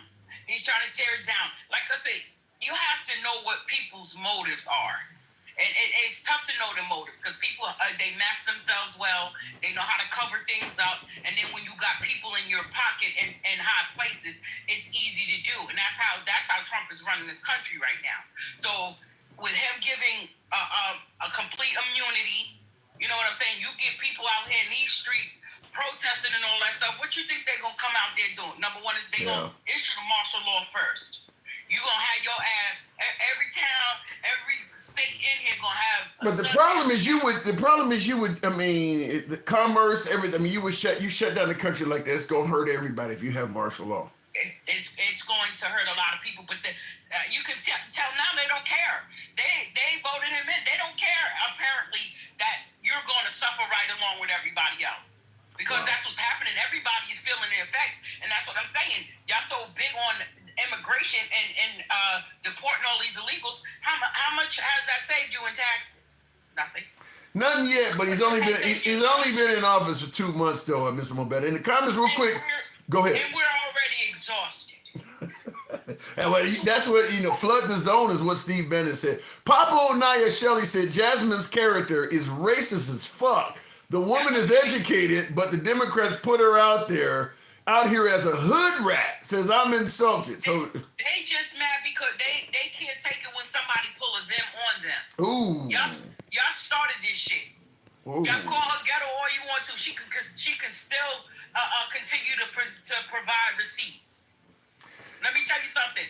With this little bit of shit that she talking around, ain't got shit on the shit that black people have suffered at the hands of white people in this country.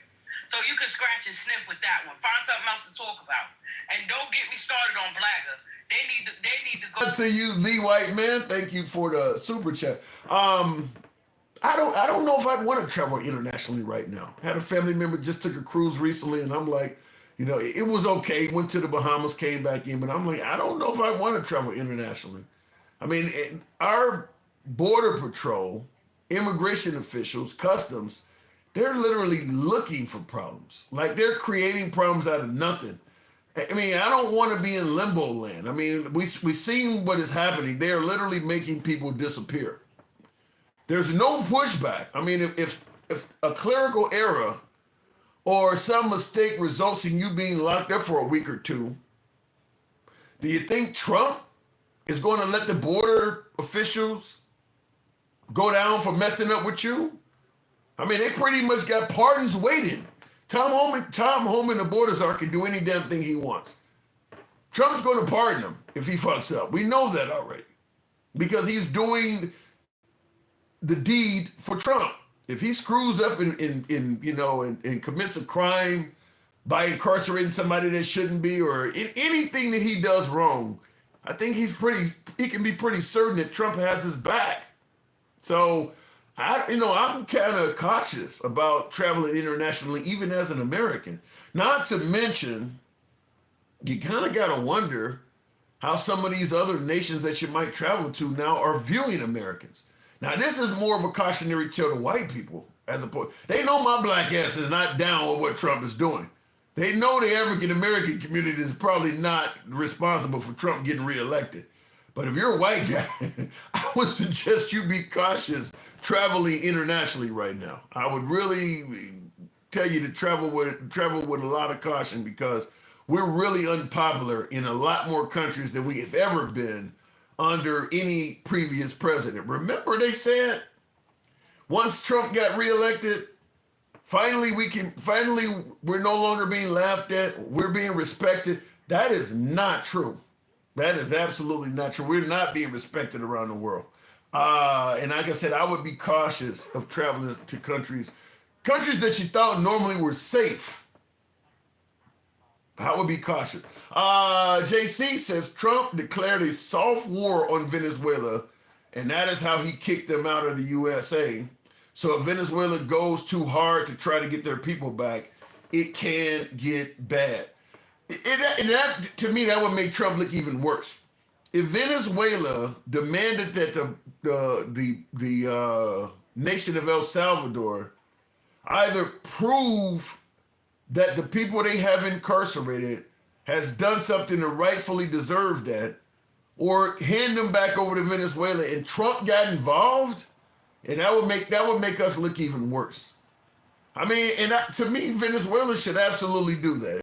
Venezuelans in your penal institution, I want to know what they've done. Why are they here? What have they done to be in this environment? And if you can show that they've raped and murdered people in countries like America, that's different. That's something different. But if you have nothing but tattoos, or for instance, something like you just got tattooed, this guy's in this prison for a tattoo? Some of the guys that are actually watching over them in El Salvador, no doubt they got tattoos. Some of the prison guards that work in that prison in El Salvador, some of them might have MS-13 tattoos. Tell me that there's nobody out there that has a history of being a participant in a violent gang, but they got their life together. You're going to tell me there's nobody out there 40, 50, 60 years old that can say, back when I was young, I used to run the streets with this gang. Here's a faded tattoo. You're going to tell me a tattoo means that you should be screwed for life? So it wouldn't surprise me if some of those prison guards got tattoos on them. They all covered up and wearing masks and shit. Democrats have corrupted. Damn, Democrats have corrupted the world. The liberal whites of Europe have destroyed the European Union more than the Democrats have destroyed the USA. Octavio Paz, I think the name is there. First thing I have to ask you is, what is your definition of destroyed? You're saying the liberal whites of Europe have destroyed the European Union more than the Democrats have destroyed the Union. What leads you to believe the European Union is quote unquote destroyed? What is your definition? Gaza is destroyed. Parts of the Ukraine is destroyed. Burma, destroyed. What is it about the European Union is making you say it's destroyed? I'd like to know, what is your definition of destroyed? I tend to think it might be you don't like the politics of the European Union, but that doesn't mean it's destroyed. What do you mean by destroyed? That's what I want to know. You couldn't pay me to live in America again since Darren. Wow. Wow. I'll leave it at that. That's wow. Going back to the box, Owen Brooks, we'll bring him up on Instagram, one of the callers if it comes up. Is that just like Marjorie Taylor Greene, or is she allowed to make a mistake? Like I said, I don't know. I don't, in regards to Jasmine Crockett, I just find it weird that the right is demanding she apologize when we're okay with Trump literally saying anything about anybody. I'm trying to bring you up there, Owen Brooks, but it's not letting me. I'm seeing your name there, but it's not letting me bring you up. Yes, it's just saying this. I'm hitting accept over and over again. It's not taking you. Go out and come back in, Owen Brooks, if you're still there. Maybe he's not there. Looking in the comments though, and I appreciate the follow. We'll try it again. It's not letting me bring them up. You make sure you spend every day for the rest of your life in America, Paul. Stay your country's problem. Jesus Christ. Owen Brooks, saying you're unable to join. I don't know why I'm saying that. It won't let me bring you up, Owen. We'll let you reset it. Democrats equals open border, grooming, brainwashing our children, and mutilating them. Wow.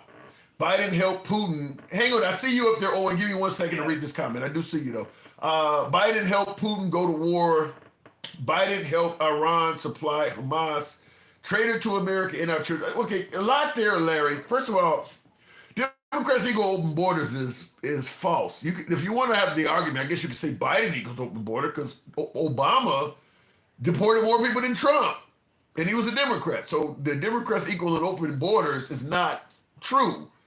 If you want to narrow it down to Biden, we can have a different conversation, but you got to keep Obama in there. And he goes against the notion that they're for open borders. Grooming and brainwashing our children. I think everybody is okay with grooming our children and shoving shit down their throats when they agree with it. You can talk about the LGBTQ community, but if you're willing to put Bibles in school and force kids to read the Bible, that's grooming and shoving shit down their throats too. And the right is absolutely doing that. So I think you're okay with it. You just want it to be what you want. My caller, are you there? I'm here. Okay. What brings you on? What am I getting wrong? So, what is like your main political stance? Give me I lean left socially, but I don't believe everything I don't think everything the right does is wrong. I don't think everything the left does is right. But that's valid. Okay. Valid. Sure, I lost the connection for a second. I can hear you loud and clear. All right, it's my bad. So you kind of like middle, you would say? Middle, left of center. Left of center, okay. And your stance? So, my stance is that I think that. So I know my dad, he's a major, and I think that he obviously, I don't think he should lead the country, but we have Pete Hegseth leading the country, and I just don't think we should. Would you agree with that? So you believe Pete Hegseth is underqualified? Yeah, basically. What makes you say that? Because obviously my dad's a major, and he's not leading the entire military. Yeah, your dad has the same rank, and you can see from that point, like you shouldn't be this fucking high up. I get your point. Exactly. Fair enough. Now, what about Trump as president, other than his appointment of Pete Hegseth? How do you think, if you had to give him a letter grade, A, B, C, D, or F, what would you give Trump as president so far? I give him an F because I haven't seen anything that has positively affected the United States. What about the notion that he's gotten rid of all of the immigrants, and I mean, he sent folks down to El Salvador? Well, Obama actually he deported the most immigrants. Yeah, but is he not cleaning up Biden's mess? That's the whole claim, is that Biden made a mess and he's cleaning it up. No. So I can actually give you the exact numbers. Just give me 1 second. I'll pull up the exact numbers. So, I can give you the numbers of people. Are you fine if I give you these numbers, Brian, any chance? Yeah, go ahead. What you got? Yeah. Give me 1 second. I'll tell you. I mean, did you think Biden was an effective president? I think he had some issues. I wouldn't say that. I think I preferred Obama a lot more. Okay. Did you support Kamala Harris? Well, she was vice president. She wasn't in charge. No, I mean, but would you had supported? Do you think she was ready for the big time? Would you have supported her for president? Well, I think she should have pushed a lot harder, and she didn't. She pushed a lot harder. Also, the Republicans, they had a lot more push, than a lot of the Democrats in the media. Like they had Joe Rogan, all these conservative people, compared to the liberals. They didn't have as many media. You think there's more conservative media personalities than liberal? Yes. I don't think so. Actually, if you were to look during the election at what the top podcast was, it was actually Joe Rogan, which is conservative influencer. Yeah, but that's just one guy. There's a whole lot of Midas touch folks out there, and Young Turks. I mean, there's tons of them. Young Turks is out there. There's dozens of them. She wasn't on any of these shows. Here's the numbers. So this is the stuff that he's gotten rid of, and this is apparently waste, fraud, and abuse. But I don't believe it is, because first of all, it's the U.S. Agency for International Development, which is USAID, by the way. Right. That would be 2,000 employees. Exact number 2,132. And U.S. Agency for Agriculture was 6,000 employees. U.S. Department of State was 1,819. And then the U.S. Senior Executive Service, which is the SES, is 500. Now, Veterans Affairs basically got wiped out. We have around roughly 83,000 employees that have been fired by Trump in his administration. The Federal Aviation Administration was roughly 400, which would make sense because there's all these collisions that happened. You're blaming the Trump administration for all these aircraft. I'm not done. I'm not done. But wait a minute. Before you continue, you are blaming the Trump administration for all these aircraft mishaps, are you not? Well, yes, because you understand what I'm saying, that there was 500 FAA employees fired, and that was the same time where all these plane crashes were happening. Does that make sense? You're not the only one saying it. I just wanted to confirm that's what you were saying, though. Yeah, it was what I was saying. Now I'm going to continue. So the U.S. Department of Defense, that was roughly 5,000 employees. And then the U.S. Forest Service, before I give you the number, I do want to say that a lot of the national parks, for example, the arches, they used to have all these trash cans around the park for people to put their trash in. Those are all gone because they don't have people to manage that anymore.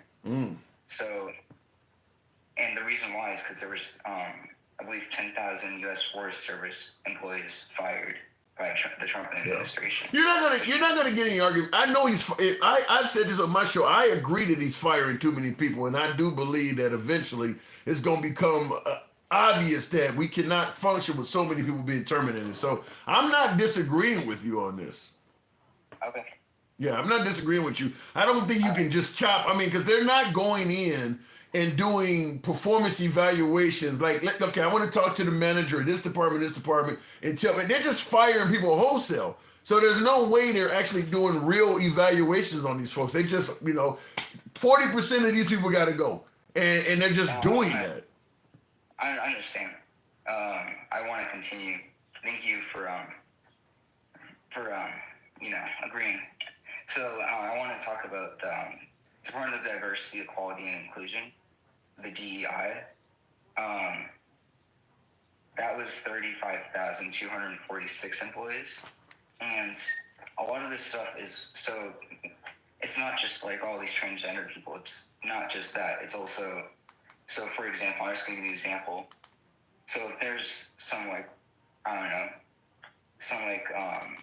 maybe a Caucasian person trying to get into a job, and then that job is like, we don't want you. We don't want Caucasians at our workplace. Well, that's a crime. That's what the DEI is for. They're to make sure that doesn't happen. So getting rid of the department that had 35,246 employees, getting rid of them is going to cause chaos, because all of these employees have been fired, and when people try to get into a job and they're like, you can't go in here, no one can save them because. Well, listen, I'm not disagreeing with that, but that's speculative. That's speculation right now. It hasn't caused. Speculation. Well, you're saying it's going to cause chaos. That hasn't happened yet. You're speculating. It's going to cause chaos. There has been chaos already. It apparently ain't been enough to the point where to me, you should see far more widespread protest than we're seeing right now. Oh, there has been a lot of widespread protest, and I guarantee you, I can give you time if you want. You can go look up, you can figure out a protest. There's probably a protest that happened recently. I'm pretty sure last month or a month and a half ago, there was actually the Veterans Affairs people, all those people that got fired, and if I repeat the number, 83,006. Mm-hmm. All those people who got fired, you know what happened to them? They started protesting. That was a month and a half ago. You can look that up again if you don't believe me. I believe you. I'm just saying that to me, the amount of protesting, there are protests happening every day against the Trump administration. I agree with you, but it almost needs to be. It needs to snowball. It's nowhere near as strong as it needs to be. Oh, it is very strong. And I wouldn't be on this call if it wasn't that strong. Well, can you agree with me on that? I'm just telling you, I'm not seeing it. Listen, I haven't. Now, can I tell you the U.S. military? And again, I don't know why you think it's speculation about the DEI, because I gave you the number. And you're speculating that it's going to be chaotic. I'm saying that. I didn't say you're wrong. I'm saying that's not happening right now to the level. You and I disagree on the level it's happening at. What do you think is speculation, so I can explain how it's not speculation? You said it's going to be chaos. I said I think you're speculating on that. Chaos referring to what? DEI? No, I mean just the functioning of the government itself. Oh yes, I think that the function of the government under the Trump administration is going to be terrible. And I've already gave you the numbers. I've explained about all these national parks that they don't have enough employees for. But I want to move on. I want to give you the numbers. I'm going to have to move on because I do got other folks in. But I'll give you go ahead. I'll give you the last word on it. Can I give you 4 more agencies and that's it? Oh, go ahead. Go ahead. So I'll try to go really fast. But the U.S. military, that was 10,000 employees. They got fired by the Trump administration. The World Health Organization was 535. It's probably higher now because I think they fired all of them. Damn. Because of RFK Jr. because he doesn't believe anything. He thought that COVID vaccines caused autism, and you can look that up. You can fact that. No, I know how he is on that. He tweeted that on Twitter. So you can go back and look at that tweet. And then the Department of Education, that was 4,200. It's probably, I'd say, 3 times the amount by now, because these are kind of a little bit, it's a little bit later. Jobs. So the total jobs lost was 151,542, and my end of the year prediction is 1.5 million. Damn. Let me ask you something before I let you go. How old are you, man? I'm 16. That's impressive to be your age and this deep in politics, man. When I first saw you, I'm like, let me give him a chance, because I'm like, visually, I'm like, this guy ain't gonna know what the fuck he's talking. But I thought you maybe just got on here, But you're speaking. Listen, everybody don't agree with you. That's fine. But you're speaking proper for the topic. 16. Wow. 16, huh? I'll give you one more thing. Okay.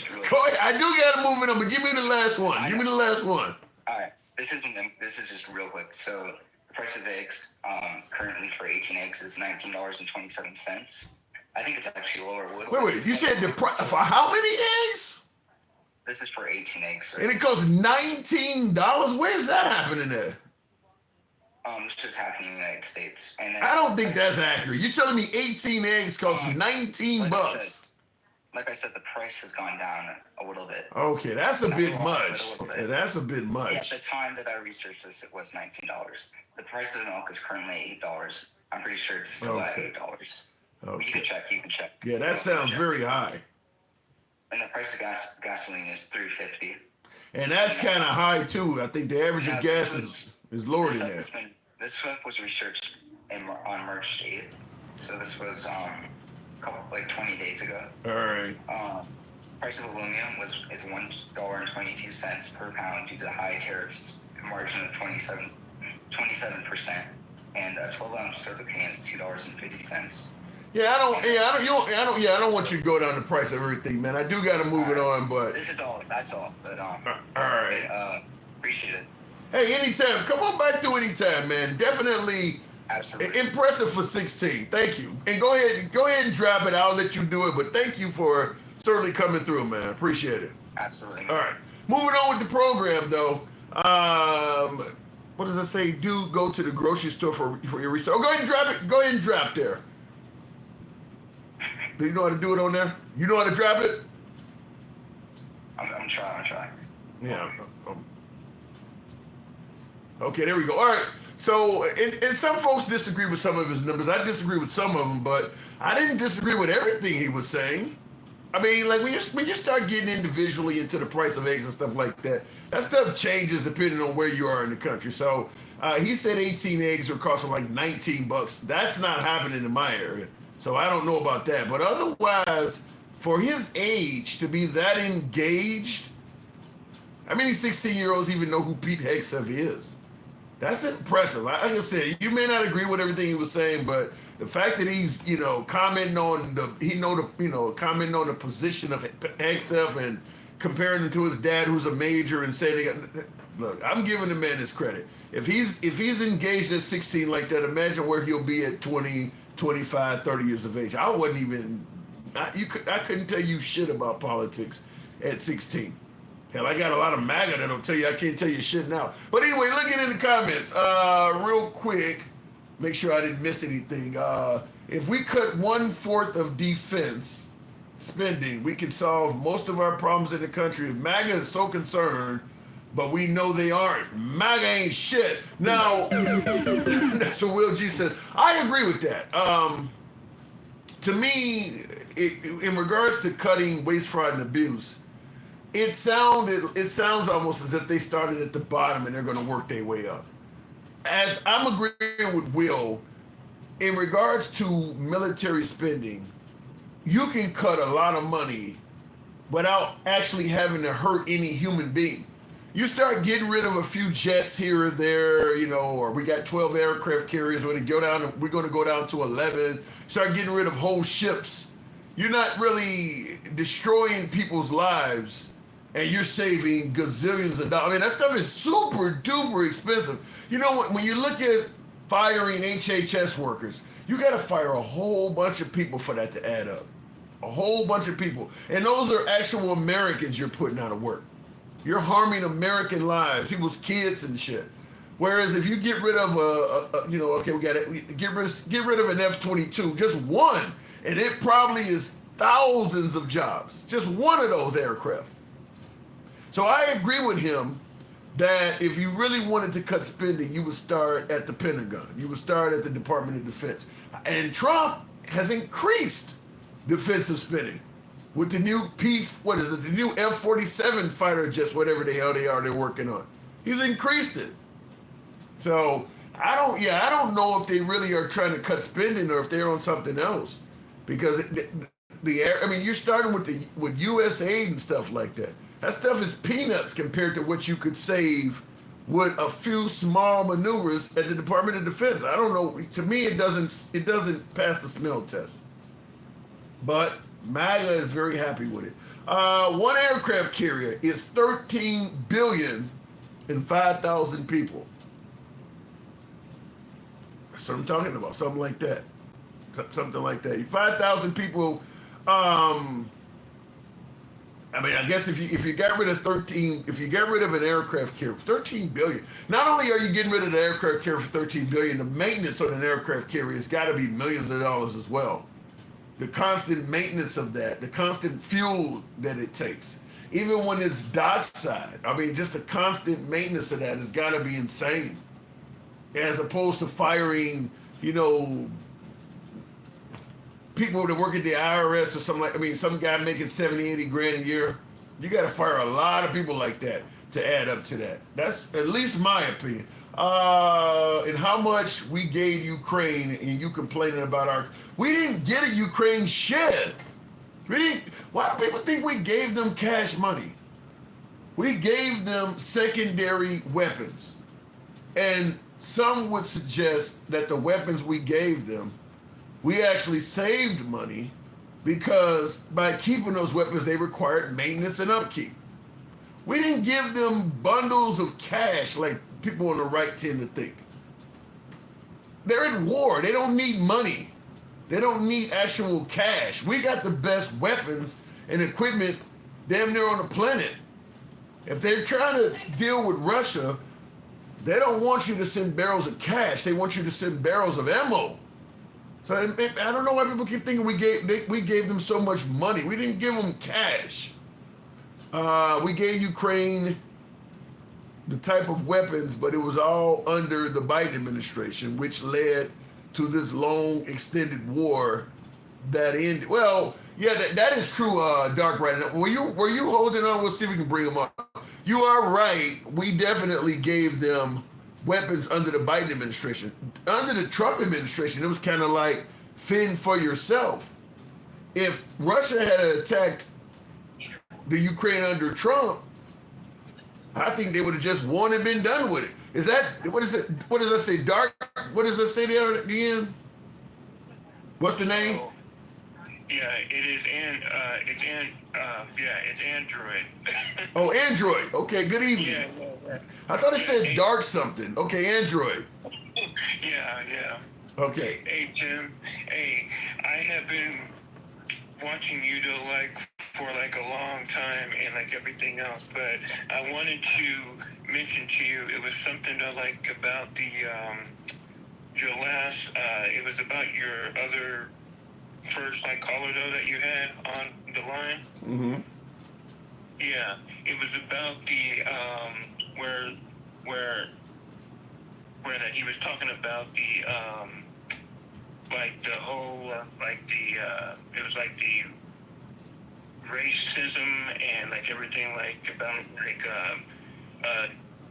you were talking about most of people from different foreign other countries were coming into and all that. Okay. Yeah. What you gotta look at when he was talking about the 40 or the 400 of the makers of the mule, though. 40 acres and a mule. 40 acres and a mule. What about it? Yeah. Most of our forefathers did not want actually all of that stuff to happen now. So Yeah, they never intended to give blacks reparations at all. They didn't even want them to be free.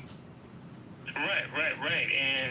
And what people don't really understand, what I would say, what most people don't quite understand is that most Black African Americans, most of us, it started mostly in in the South. So it was more of Mississippi, Texas, Chicago, right, Florida, Tennessee. So yeah, I mean, I don't get your point on this. So what are you getting at? I guess what I'm getting at is that a lot of what he was saying, it was true, and then some of it was just kind of off. Give me something he said that was not true. Trying to think. It was something about the last of the administration now. It was something about it was like the Biden part where they basically had a certain amount of of the people that were coming, or it was coming across of the border though. So I don't understand what you're saying. You're saying, yeah, I don't. You're saying what he said. The people coming across the border was not true. Certain types of the people, or it was somebody on here. Yeah, they were saying something about the border, and it was something about the sanctuary of the cities though. So yeah, I mean, you kind of lost me with that. I don't know where you're going on that one. okay, Yeah. Well, anyway, all that I could say is about the video of your topic, though. I only saw maybe just. Do you believe Jasmine Crockett should apologize? No.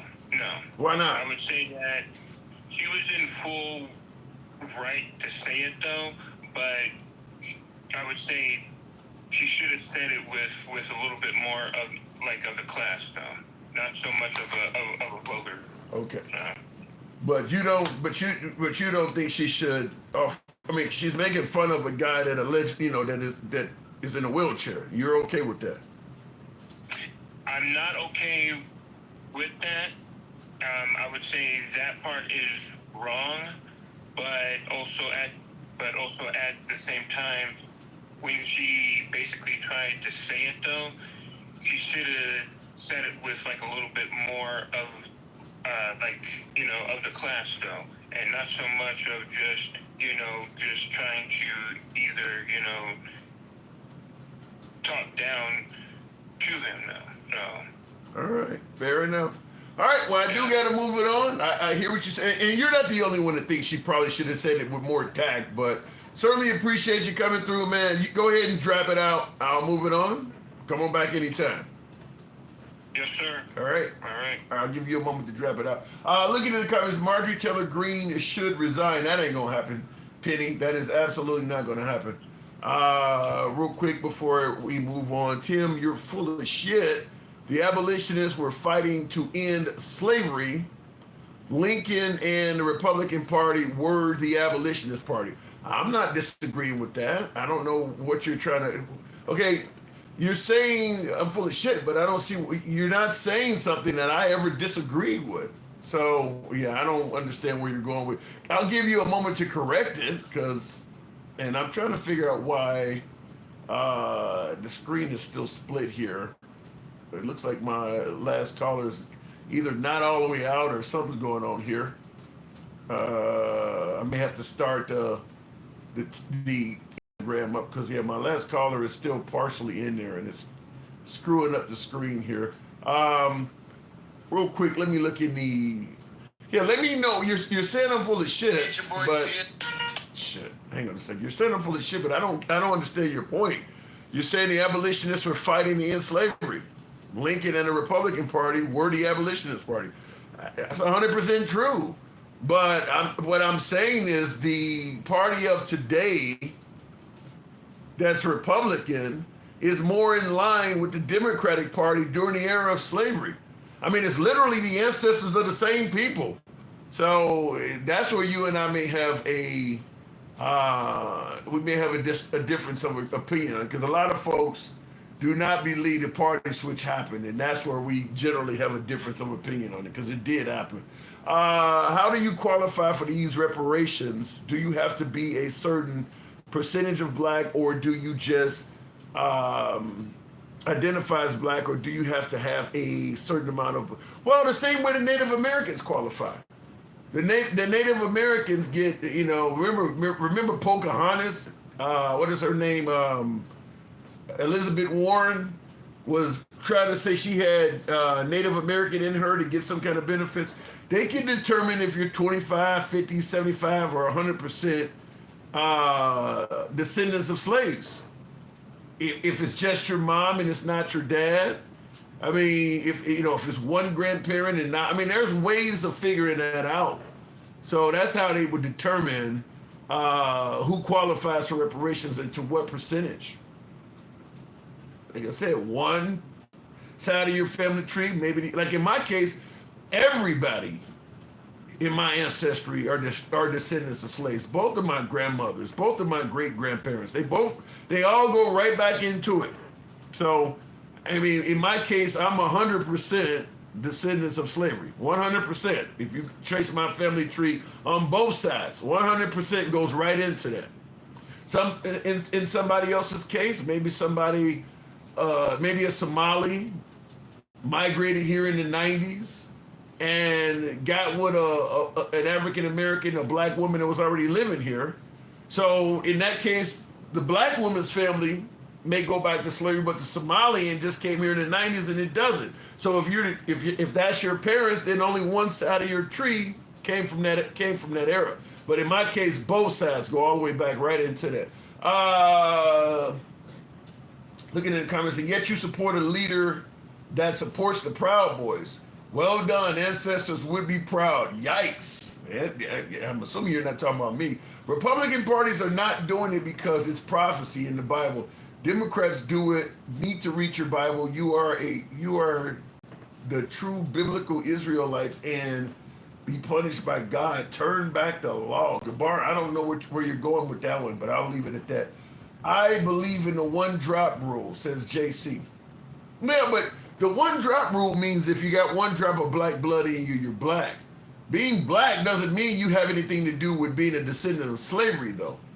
That's different.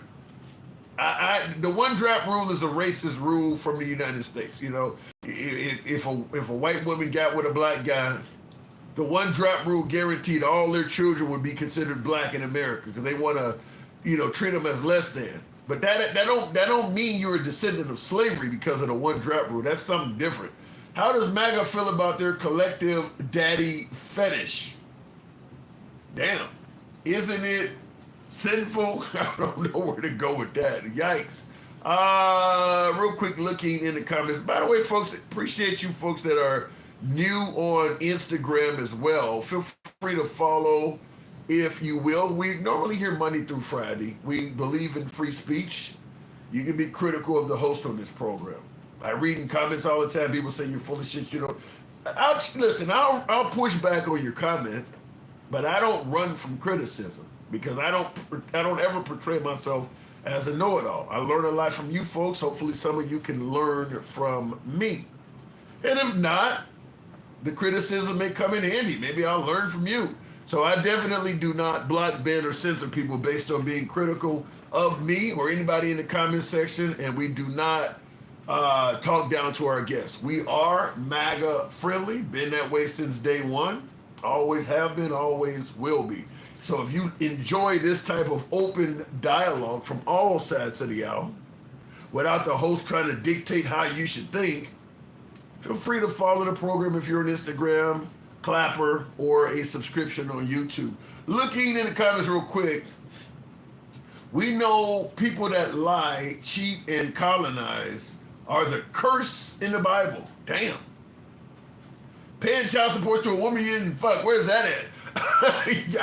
Can you put someone in a box and talk? I accidentally came across this live going through YouTube clips. John Scott, glad to have you here. My TikTok, I just had somebody in the box a second ago on Instagram. Feel free to come over. If you got the Instagram app, if you got the Clapper app, we're on live on both of those right now alongside YouTube. So if you're on any of those apps right now, feel free to come on. If you want to be an actual guest on the show, come on over to Instagram or Clapper. TikTok went down today, so I haven't checked to see if I put it in appeal. I haven't checked to see if that went through, but yeah, normally we'll bring folks over anytime. So doesn't matter what your politics are. Free Greenland. Who said that? Somebody said free. They ain't. Well, Greenland is not. We haven't taken over Greenland just yet, but there probably will come a time when your statement is relevant. It's just not there just yet, but there could be a time very soon when somebody yelling free Greenland actually has merit. Which controls Greenland, it's not doing its job and it's not being a good ally. So you have to ask yourself, how are we going to solve that problem, solve our own national security? If that means that we need to take more territorial interest in Greenland, that is what President Trump is going to do, because he doesn't care about what the Europeans scream at us. He cares about putting the interests of America's citizens first. Why are they saying that we suddenly need Greenland and that our national security is at threat if we don't have Greenland? I didn't hear this under Obama. I didn't hear it under Trump's first term. I didn't hear it under Bush. I didn't hear it under Biden. Why all of a sudden does America have a hard-on for Greenland? In 2025, when you got hypersonic weapons that can hit any point on Earth in a matter of minutes, why does Greenland need to be under American control?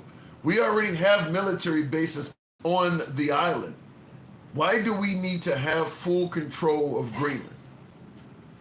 Something that they're saying does not make sense to me. And you hear him suggesting that we may need to take more territorial interest in Greenland. So it does sound like the Trump administration is on the cusp of potentially trying to take over Greenland. I don't see why we got a base on the island. We are already on Greenland. Why do we need to take ownership of it? Get it? Because what does that say? I love my freedom. Apparently you don't love freedom. What the hell does that got to do with this? By the way, threatening Canada, Panama, Greenland, Gaza, you love your freedom, but you don't seem to cherish other people's. It sounds like America is slowly but surely becoming a threat to the freedoms of others.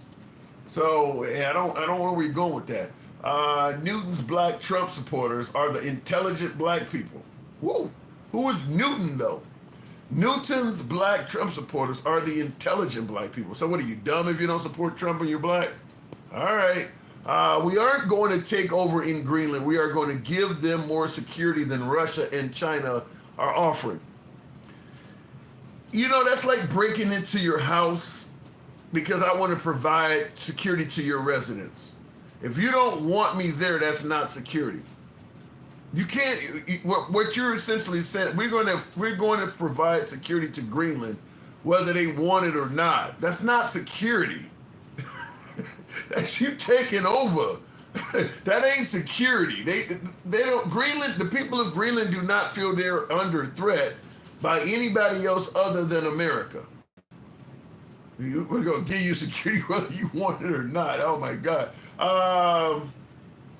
The Democrats have not been fighting for a black people. Look at the neighborhoods that the Democrats represent. It's called the ghetto. Gabar, you want to show me some of these really posh black Republican neighborhoods? Mississippi's a very red state. Alabama's a very red state. It's a whole lot of red in Georgia. Louisiana, a lot of black people there. You want to show me how large the black people are living in Mississippi? I'll tell you this.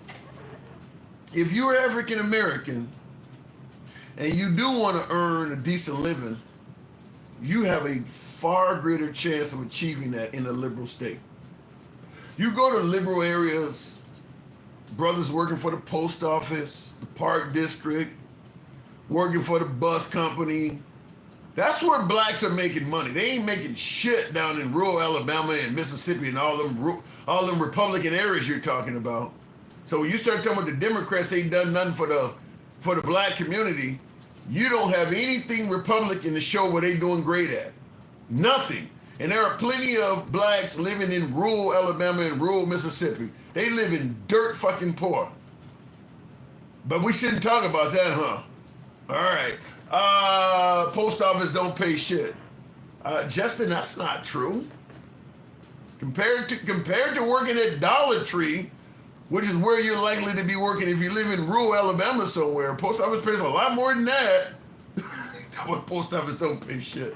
How come none of you ever said anything when Trump targets men, women, children, soldiers, and fellow politicians? He's bragged about grabbing women called the fat and ugly because they like it. They like Trump being an alpha male. They like the fact that he speaks his mind. He speaks like a typical New Yorker. They actually like that. That's why they don't say nothing. They like it. You can live the American dream as a postal worker. Yeah, that's crazy that some of the post office don't make. Like I said, if you want to find a large contingent of African Americans making a decent wage, it's going to be in liberal areas. It's going to be in, the brothers in Houston, even in the South, it's going to be in Houston or Atlanta somewhere. But you get up into Philly, Boston, Chicago, now you finding people making six figures, got good union jobs and shit. You ain't finding a lot of that down south in them rural Republican areas. They ain't paying them. In fact, the Republican areas don't even want to pay, an increase in minimum wage. We don't want to talk about that though. Houston is a red state, yeah, but Houston is a blue city. Now, if you want to go on the outside of Houston, and you want to go into some of the more like Midland, Texas somewhere, then no, they ain't making that much money. Amarillo somewhere, you want to go out there, then no, they ain't making that much money. But if you black and you making, chances are you in a liberal city. That's where most of the black people are making decent wages. And Atlanta is also a liberal city. They ain't making that in Savannah. They ain't making that in Decatur, Georgia. They making it in Atlanta. If you want to talk about liberal cities, the legitimate argument is pointing at the crime. There's more crime in liberal cities. But in terms of wage earners, particularly if you're a minority, you think you're going to leave a liberal city and go to a Republican city and make more money? Good luck with that shit. You definitely will do better financially in a liberal city. There's just far more opportunities for you in liberal cities. I'm so sick of voting, it would be easier to just pay King Baron taxes. You might get a chance to do that.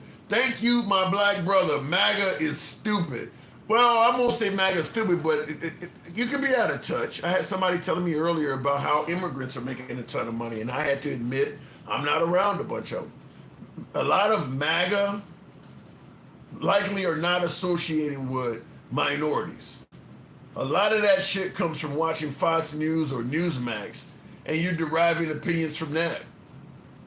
And those networks are not showing positive shit. I'll tell you from my own personal standpoint, because I've been watching Fox for about 20 some odd years. I go all the way back to Hannity and Combs. I go way back with Fox News. In fact, I was invited out to the Fox News studios because I used to debate John Gibson and Tom Sullivan when they were on Fox News Radio so much. And I can tell you that because I've watched Fox for so long, I'm often cautious when I'm in black communities now myself. And it's like, I grew up on the south side of Chicago. I have to remind myself, like, you grew up in this shit. Why are you so shaky? It's because I watch a lot of right-wing media and they don't portray the black community very well at all. If you watch a lot of right-wing media, it's all negative in terms of the black community. And like Fox News covers all of the deportations of Trump, the Christi Noem. They ain't showing you nothing positive in terms of immigrants. Every time you hear about immigrants on Fox, it's something negative. So it does have an effect on you. I could totally understand some old grandpa getting a knock on his door at 10 o'clock at night from some kid that's trying to ask for directions, and he just shoots the gun through the door when he see who. I can understand it, because if you're sitting around watching that shit all day, it will do that to you. You hear the right always talk about how the liberal media, brainwashes the liberals. The right-wing media can do that too. They don't admit it, but the right-wing media does that too, telling you to, just painting this awful picture of certain communities over and over again. It can do that also. Looking in the comments here, and yet you support the side that supports the Proud Boys, who literally thinks you're an animal. Yikes. Damn. I don't know who he's talking to, but damn. Most of the Republicans in office are criminals. I don't know if that's true. I don't think most of the Republicans in office are criminals. I mean, Ted Cruz, Marco Rubio's not a criminal. I don't know about that. Only America hates its own people so much that they vote to harm their own country, just to harm other Americans. LOL. Darren, I want to disagree with you so bad. Maybe tomorrow. Whoever is a Democrat and want waste, fraud, and illegals taking our jobs, you should leave America. It came from Marlene Munoz. Well, the problem with that is what I keep saying. I'm 100% behind getting rid of waste, fraud, and abuse. And, the illegals taking our jobs, they ain't taking your fucking job. You got an American that don't want to hire your ass at your American labor law protected salary. They would rather hire an illegal immigrant and undercut the pay you deserve. So your problem should not be with illegals taking your job. Your problem should be with another fellow rich ass American that don't want to pay your ass. That's why you don't have that job. It's because they would rather give that job to some illegal immigrant for less than you deserve. So you got the wrong argument on that one. But in regards to getting rid of waste, fraud, and abuse, I'm 100% behind that. The problem is you can't tell me you've gotten rid of tens of billions of dollars in waste, fraud, and abuse, and you ain't charged nobody with fraud. Something's fucking wrong with that. Fraud is a crime. How many 150-year-olds did he claim he caught receiving Social Security? Okay, well, who cashed the check? Not one arrest? Not one person has been brought in or indicted? Hundreds of people claiming to be 150 and receiving crabs. Where are they arrested at? What? You just let them go? So something's wrong with that. Something is wrong with that. I'm actually fine with stopping waste, fraud, and abuse. I'm not supporting somebody making it up, though. Elon Musk's story doesn't pass the smell test. I'm not going to throw him under the bus yet, but I'm not going to give him credit for doing something without seeing actual proof of it. Way too much fraud to have no arrest. MAGA ain't asking questions. I am. I'm not throwing him under the bus, so I'm not all the way far to the left on it. I'll give him credit if he deserves it. But unlike MAGA, I'm not just going to take his fucking word. MAGA don't need proof. All he has to do is say it, and MAGA's on board. I'm not like that. You're finding dead people receiving checks and all this shit, and you ain't arrested nobody. I need an explanation for that.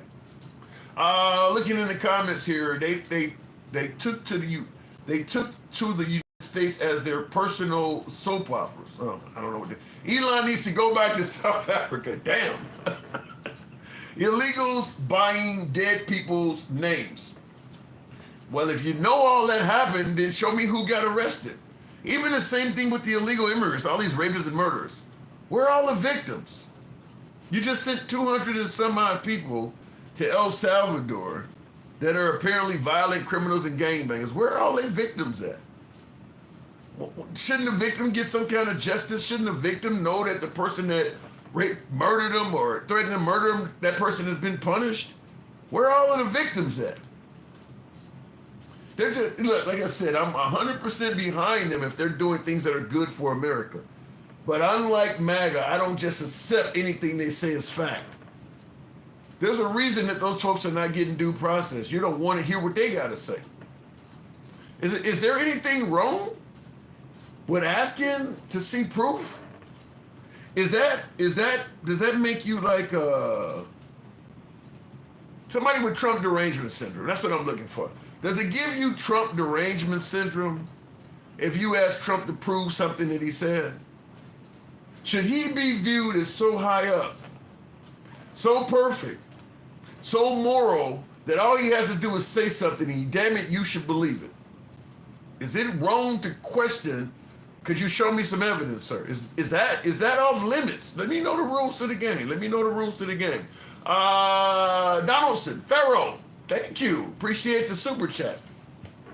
Murder rates in red states were 33% higher than in blue states in both 2021 and 2022. I did not know that. As in 2019 and 2020, Mississippi, Louisiana, and Alabama hold the first, second, and third highest murder rates in the country. Wow. I'd be curious to know the source of that. What are those? Alabama, Louisiana, and Mississippi? Really? I know Jackson, Mississippi, they getting down in Jackson, Mississippi. There's a lot of murders going on in Louisiana, in Baton Rouge, and New Orleans. Alabama's getting busy now, huh? I'd have to see you got me wanting to look that up. Now, I know on the right, because of Fox, Newsmax, OAN, everybody thinks Chicago is like the next Beirut. Chicago is not number one at all. Being from Chicago myself, I will tell you that Chicago definitely gets a worse reputation for right-wing media than it is. I'm not saying Chicago's a safe city. There's a lot of murders in Chicago, but it's definitely cities in America that have more murders per capita than Chicago. Memphis, Tennessee is one I know for certain. St. Louis has been a murder capital many times. The problem is Chicago makes for a great liberal target. Liberal mayor, liberal governor of the state. It has a history of tough gun laws, even though they've changed a lot of their gun laws. You can now get a gun, but I mean, it just, it's ties to Obama. It's just a really good liberal target, which is why the right loves attacking Chicago. Memphis, Tennessee, you kind of have to stop at the mayor. The mayor of Memphis is liberal, but after that, it's a lot of Republicans involved. There's no tough gun laws in Memphis.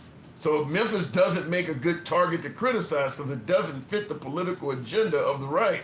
Too many Republicans involved in that mess. Same thing with St. Louis.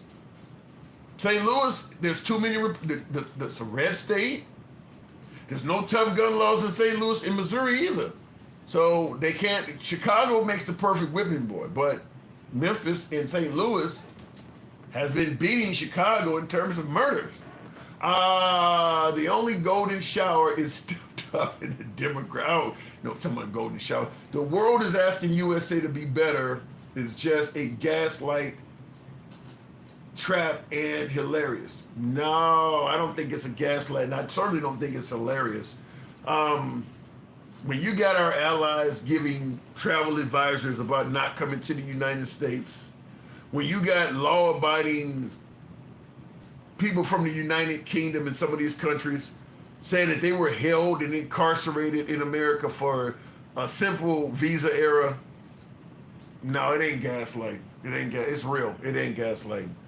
I mean, I think it's one of those issues where some of us are going to keep ignoring it until it's right up on us, but it ain't gaslight. Real shit is happening, real people are hurting, and real alliances are falling apart. You should always challenge what Trump is saying, says Majin Boo. Yeah, like I said, we should never get to the point where it's unpopular or considered wrong to question what the president is doing. Find waste, fraud, and abuse all day long. That's a good thing. But show me the receipts. You can get rid of illegal immigrants, rapists, and murderers all day long. But show me proof that that's what that was. We have been steadily lowering the bar for illegal immigrants. It started out as rapists and murderers. Now it's all the way down to, well, you can't be in the country speaking favorably of Gaza. It's all the way down to speech. I think the lady they grabbed on the streets of New York wrote a book or some shit like that. She wrote a book or something that was critical of the United States. I was told rapists and murderers.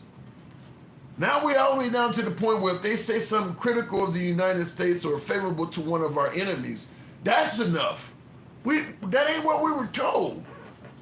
So yeah, I do need to see due process. I do need to see actual evidence when he says stuff, because the bar for what is required to kick somebody out of the country is damn near to the point of, I don't like them, send them home.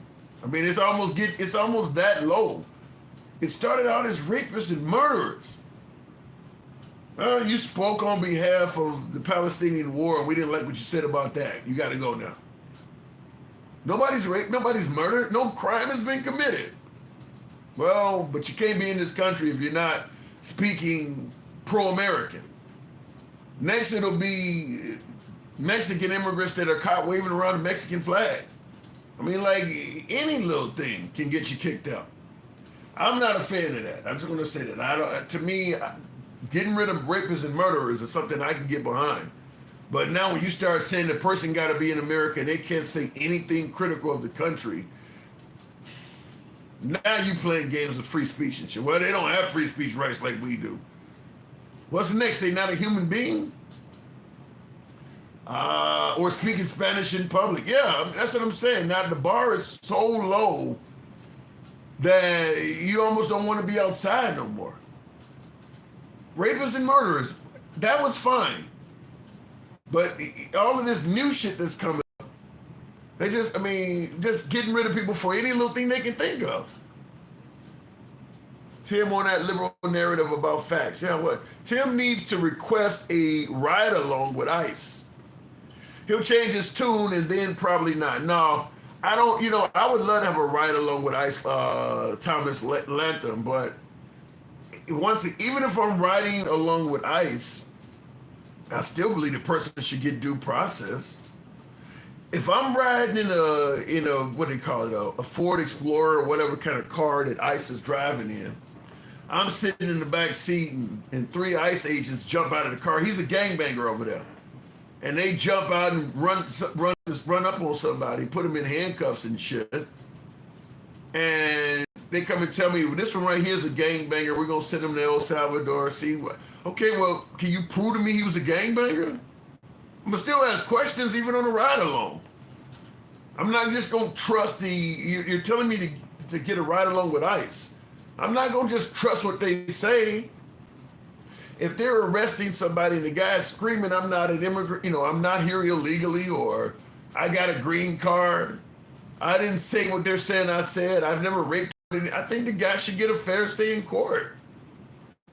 So even a ride along with ICE is not going to make me change my mind on that. If you're arresting somebody and they're yelling they're innocent, I'm not going to say fuck them because you're ICE. I want to hear what he has to say. And unfortunately, we have not heard that from the immigrants. They just disappeared. And like I said, that's where I have the issue with Trump. If what you're saying is true and you're making all this happen, it shouldn't be that hard to prove your work. To me, what Trump is doing, you think about back in the day, you're in class, you're doing a math assignment. Teacher has said you can't use a calculator, but you don't snuck and use the calculator. Remember the old calculator watches? Somehow, some way you done got a calculator in on the test. So you got like triple digit multiplication or something like that. And you know how triple digit if you've ever seen anybody do triple digit multiplication, you know the answer is usually multiple lines down. You can see how the person is coming to the answer. But you, with the calculator, your answer is right under the line because you ain't done no work at all. To me, that's what Trump is doing. So when the teacher comes around and says, yeah, you got all the right answers on this test, but show me your work. How did you come to this answer? If you got a calculator, you can't show that. To me, that's what Trump is doing when it comes to the border and waste, fraud, and abuse. He's just telling you stuff. Well, show me your work.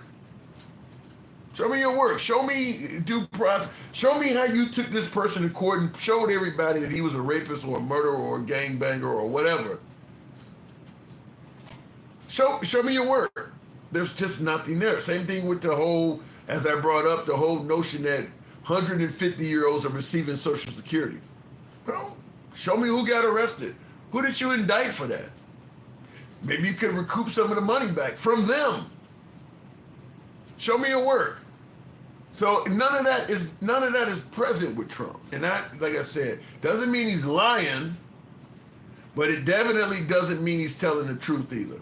And that's where I'm at. But like I said, MAGA believes that you should just take his word, and if you question him, you're a rhino or you're a traitor or something like that. You're not a patriot. You should just take his word. Justice for Jocelyn and Laken Riley. Marlene, the killer of Lincoln Riley is in prison, is he not? That's another thing I have an issue with. An illegal immigrant takes the life of Lincoln Riley. The illegal immigrant is caught, prosecuted. But the right is somehow suggesting that, well, if one of them took the life of Lincoln Riley, we should be able to treat them all like they did it. I mean, you're the same skin color, right? So we should be able to treat you like what he did. I mean, Lincoln Riley's killer has been prosecuted. And people are still yelling Lincoln Riley when they treat other immigrants in certain ways. Why are you yelling Lincoln? You caught that dude. Why are you got me handcuffed talking about Lincoln Riley? That dude is in prison. Why is he coming up now with me? It's almost as if you just are using him as an excuse to do what you want to do. By the way, Marlene is a brain dead. So Aztec says, by the way, Marlene is brain dead. It's like talking to a wall. Oh my God. Jeez, I just spoke to Marlene. Anyhow, did I get to, I'm about to ask you guys to tap the screen. I forgot I'm not even on TikTok anymore. It says brain dead, damn. We use the old Social Security number so migrant workers can do cheap labor for farmers. Yeah. America wouldn't be what it is without the veterans and our brave men and women. How many MAGA people served in the military? I'd assume a fair bit of MAGA served in the military. I mean, I would think that a fair bit of them have served. We can't forget Lincoln Riley. You're not forgetting Lincoln Riley. You got the guy incarcerated. I mean, that's like going around and I don't know. I mean, like the Lincoln Riley case has been solved. That's over with. And you even had Tom Homan on television asked about due process, and he brought Lincoln Riley up the other day. I played a clip of him talking about, well, how many, they were asking about why don't these immigrants get due process? And Lincoln Riley didn't get due process. The guy who killed her is behind bars. Why are we still talking about Lincoln Riley in reference to new immigrants we know these people have nothing to do with it because you got the guy that did. Nobody should be treated a certain way and Lincoln Riley should be yelled out. That person has been penalized for it.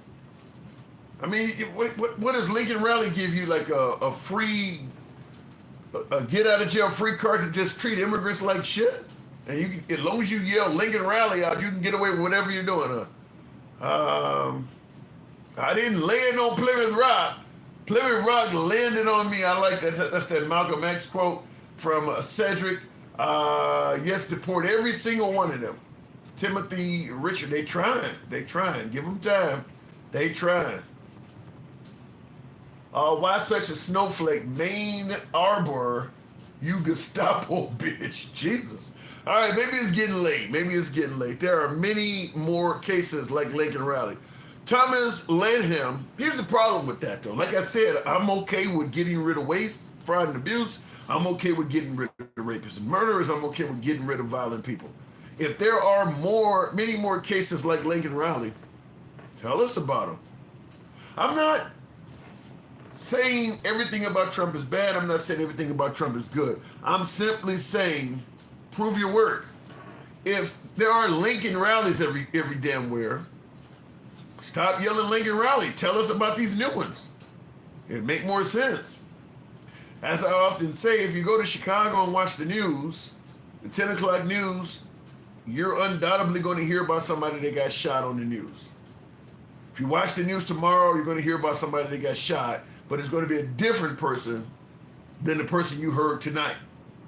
And if you watch the news the next day, it's going to be a different. People get shot in a big city every day. You don't keep talking about the same victim day after Lincoln. The death of Lincoln Raleigh. How many? Has that been about a year ago or more? Like, if you got to keep bringing the same person up over and over again, it shows there's not a lot of them getting killed. It shows that the whole claim that they're all rapists and murderers is not true. We should be, Lincoln Raleigh's case has been solved and punished. If there are far more cases like this, then let us hear about some of them other. Maybe they could get justice. The family of Lincoln Raleigh's gotten justice already. The fact that you can't give us any more of them speaks volumes. I mean, according to Trump, he had like 18 million illegals in here. I believe he once said there's like 18 million illegals. You should have names you can give at the drop of a hat. Lincoln Raleigh, you still on that?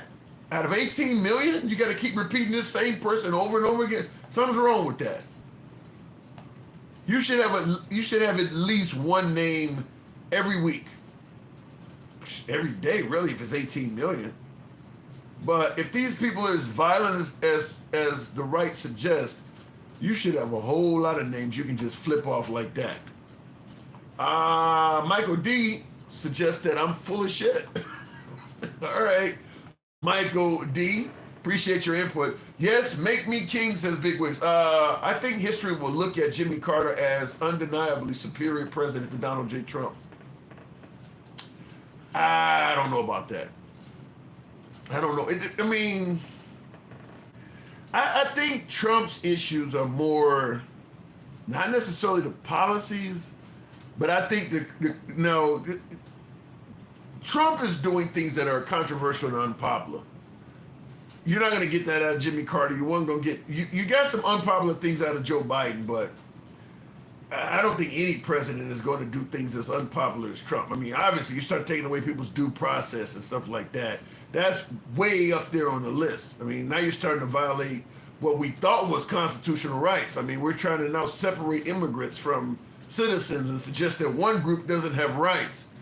Yeah, Jimmy Carter would have never done nothing like that. I don't think George W. Bush, Mr. Patriot Act, and the Patriot Act itself was doing some unconstitutional shit, but I think Trump is taking it to a different level. But we'll have to see how history makes a judgment on that. Do you think if Bernie was to run again, he would have a chance with the right in this era, similar to 2016? Ooh. Bernie Sanders is 83 right now. And if he runs for president, he would be 87? No, he don't have a chance. That's way up there.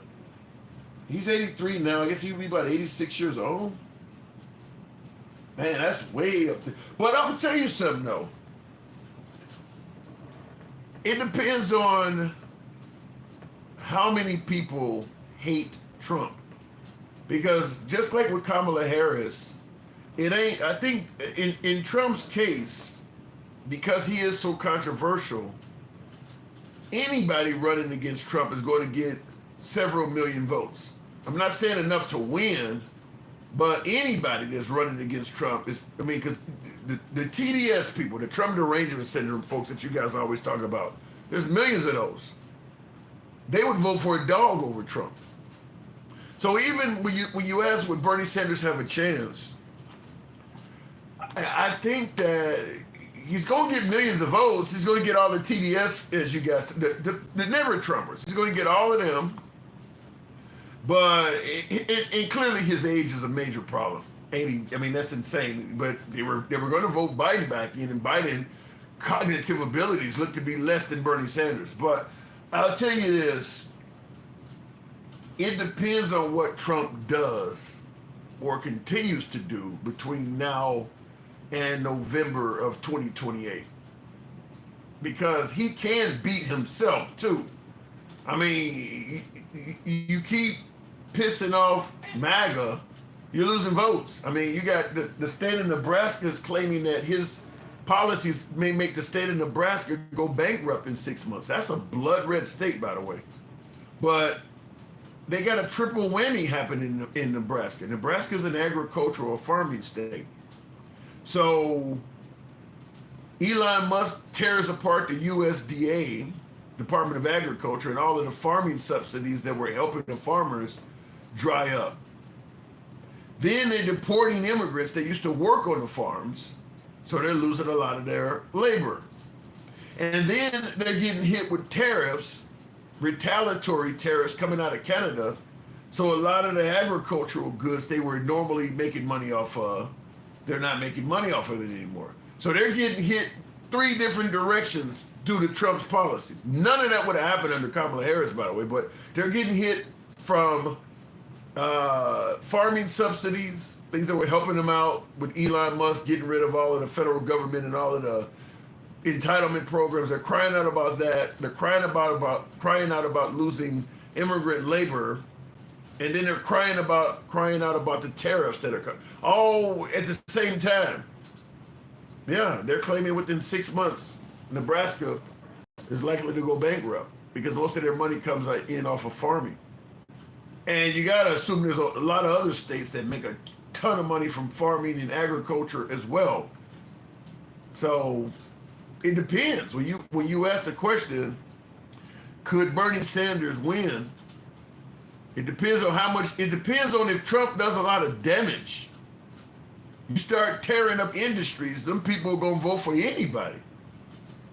So it depends on what Trump does more so than what the liberals put up. Big wigs, I listened to red state people crying about it. I don't know what you mean. You guys are talking among each other. I'm going to watch the Michelle Obama podcast as soon as this ends.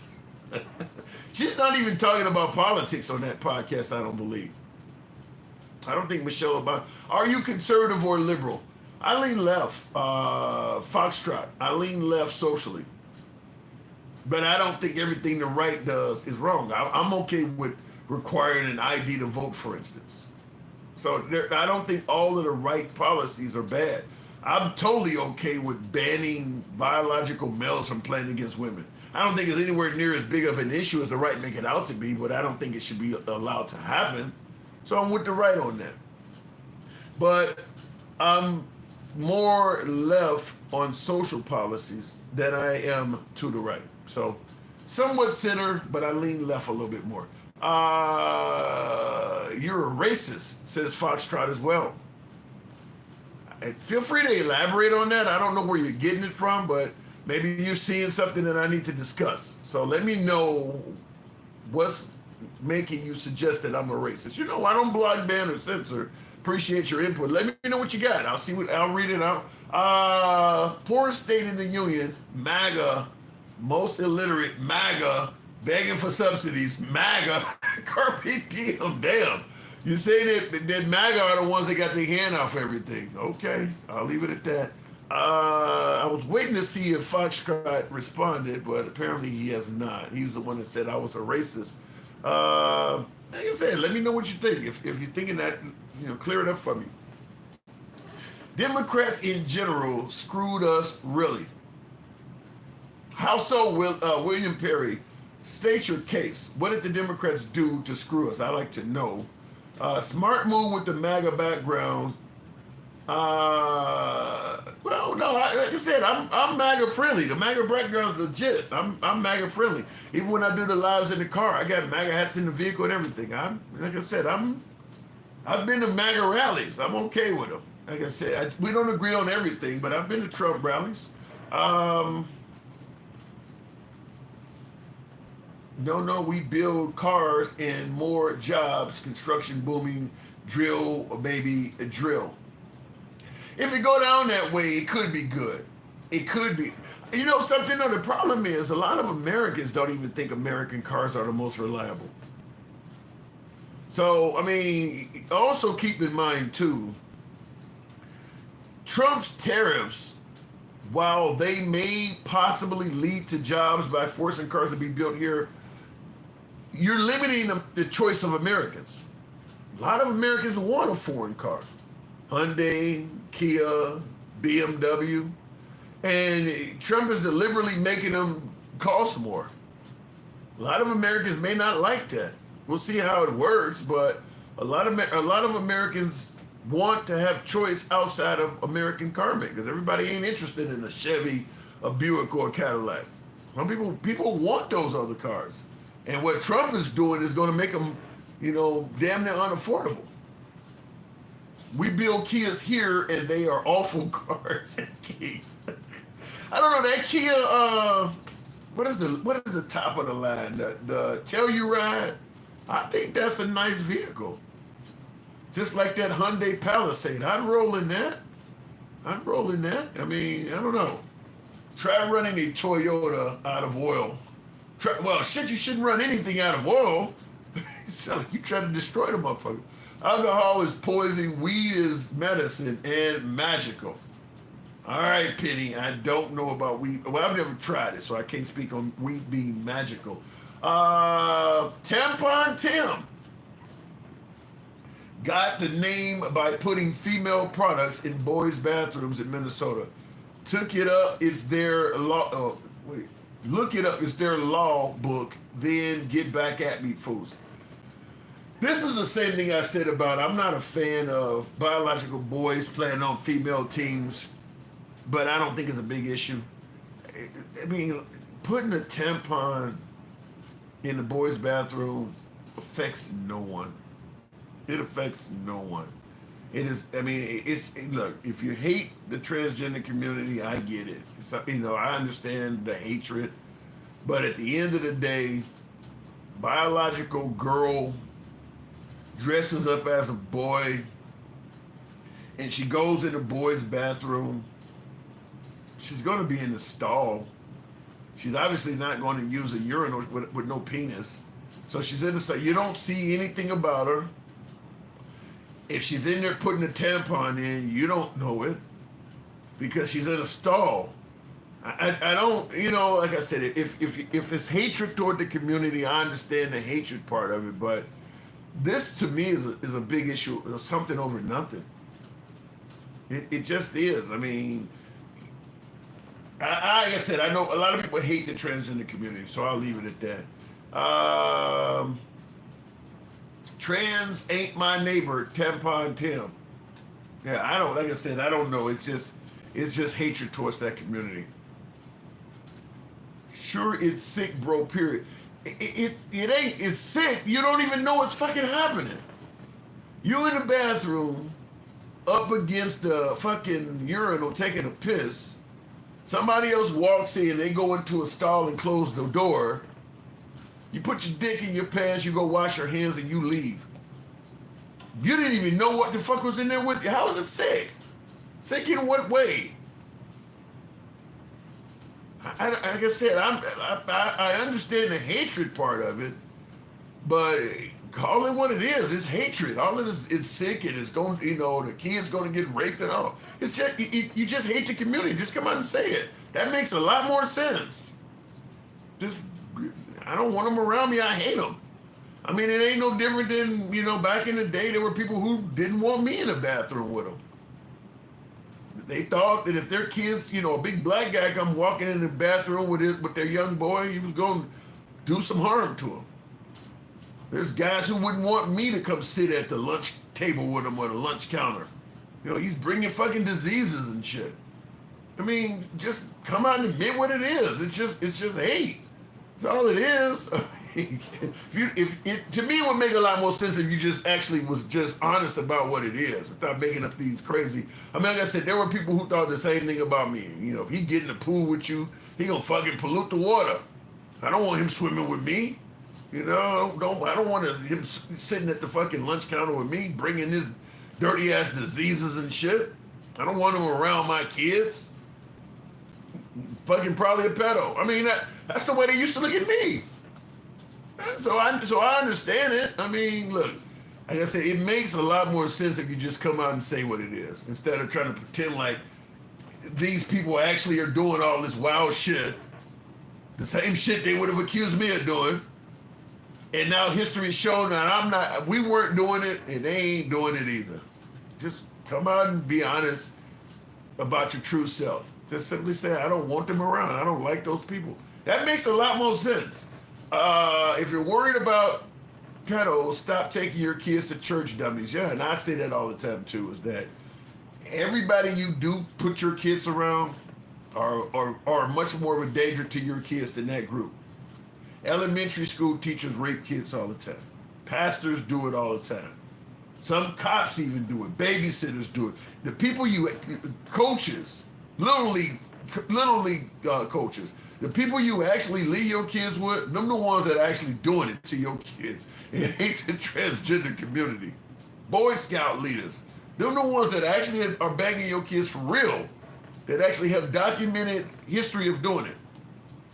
Man, things changed, and Republicans used to budget conscious too. Yeah, well, things have changed a little bit. They are doing wild shit. No men in the women's bathroom and women's spaces. Yeah, okay. Like I said, I'm okay with it. It's just the right makes it sound like we're just literally drowning in transgender people. You got people in rural Alabama talking about, I don't want no, ain't nobody in your town fucking around like this. It's just like you got folks middle of Montana talking about street gangs in Chicago. You ain't never been there before. Don't let the media brainwash you to the point where you can't see straight. You making a big fuss about shit that has no effect on your life whatsoever. And this is all of that. Right now what I'm hearing. All of this is all of that. Anyhow, folks. A lot of L MAGAs in there. Jesus, I didn't mean to whip on my MAGA. I like my MAGA, but anyhow, it is what it is. You guys know how this is. Appreciate the follows of the program. TikTok went down tonight, so we were live on Instagram. We were live on Clapper. Follow me if you have the Clapper app or the Instagram app.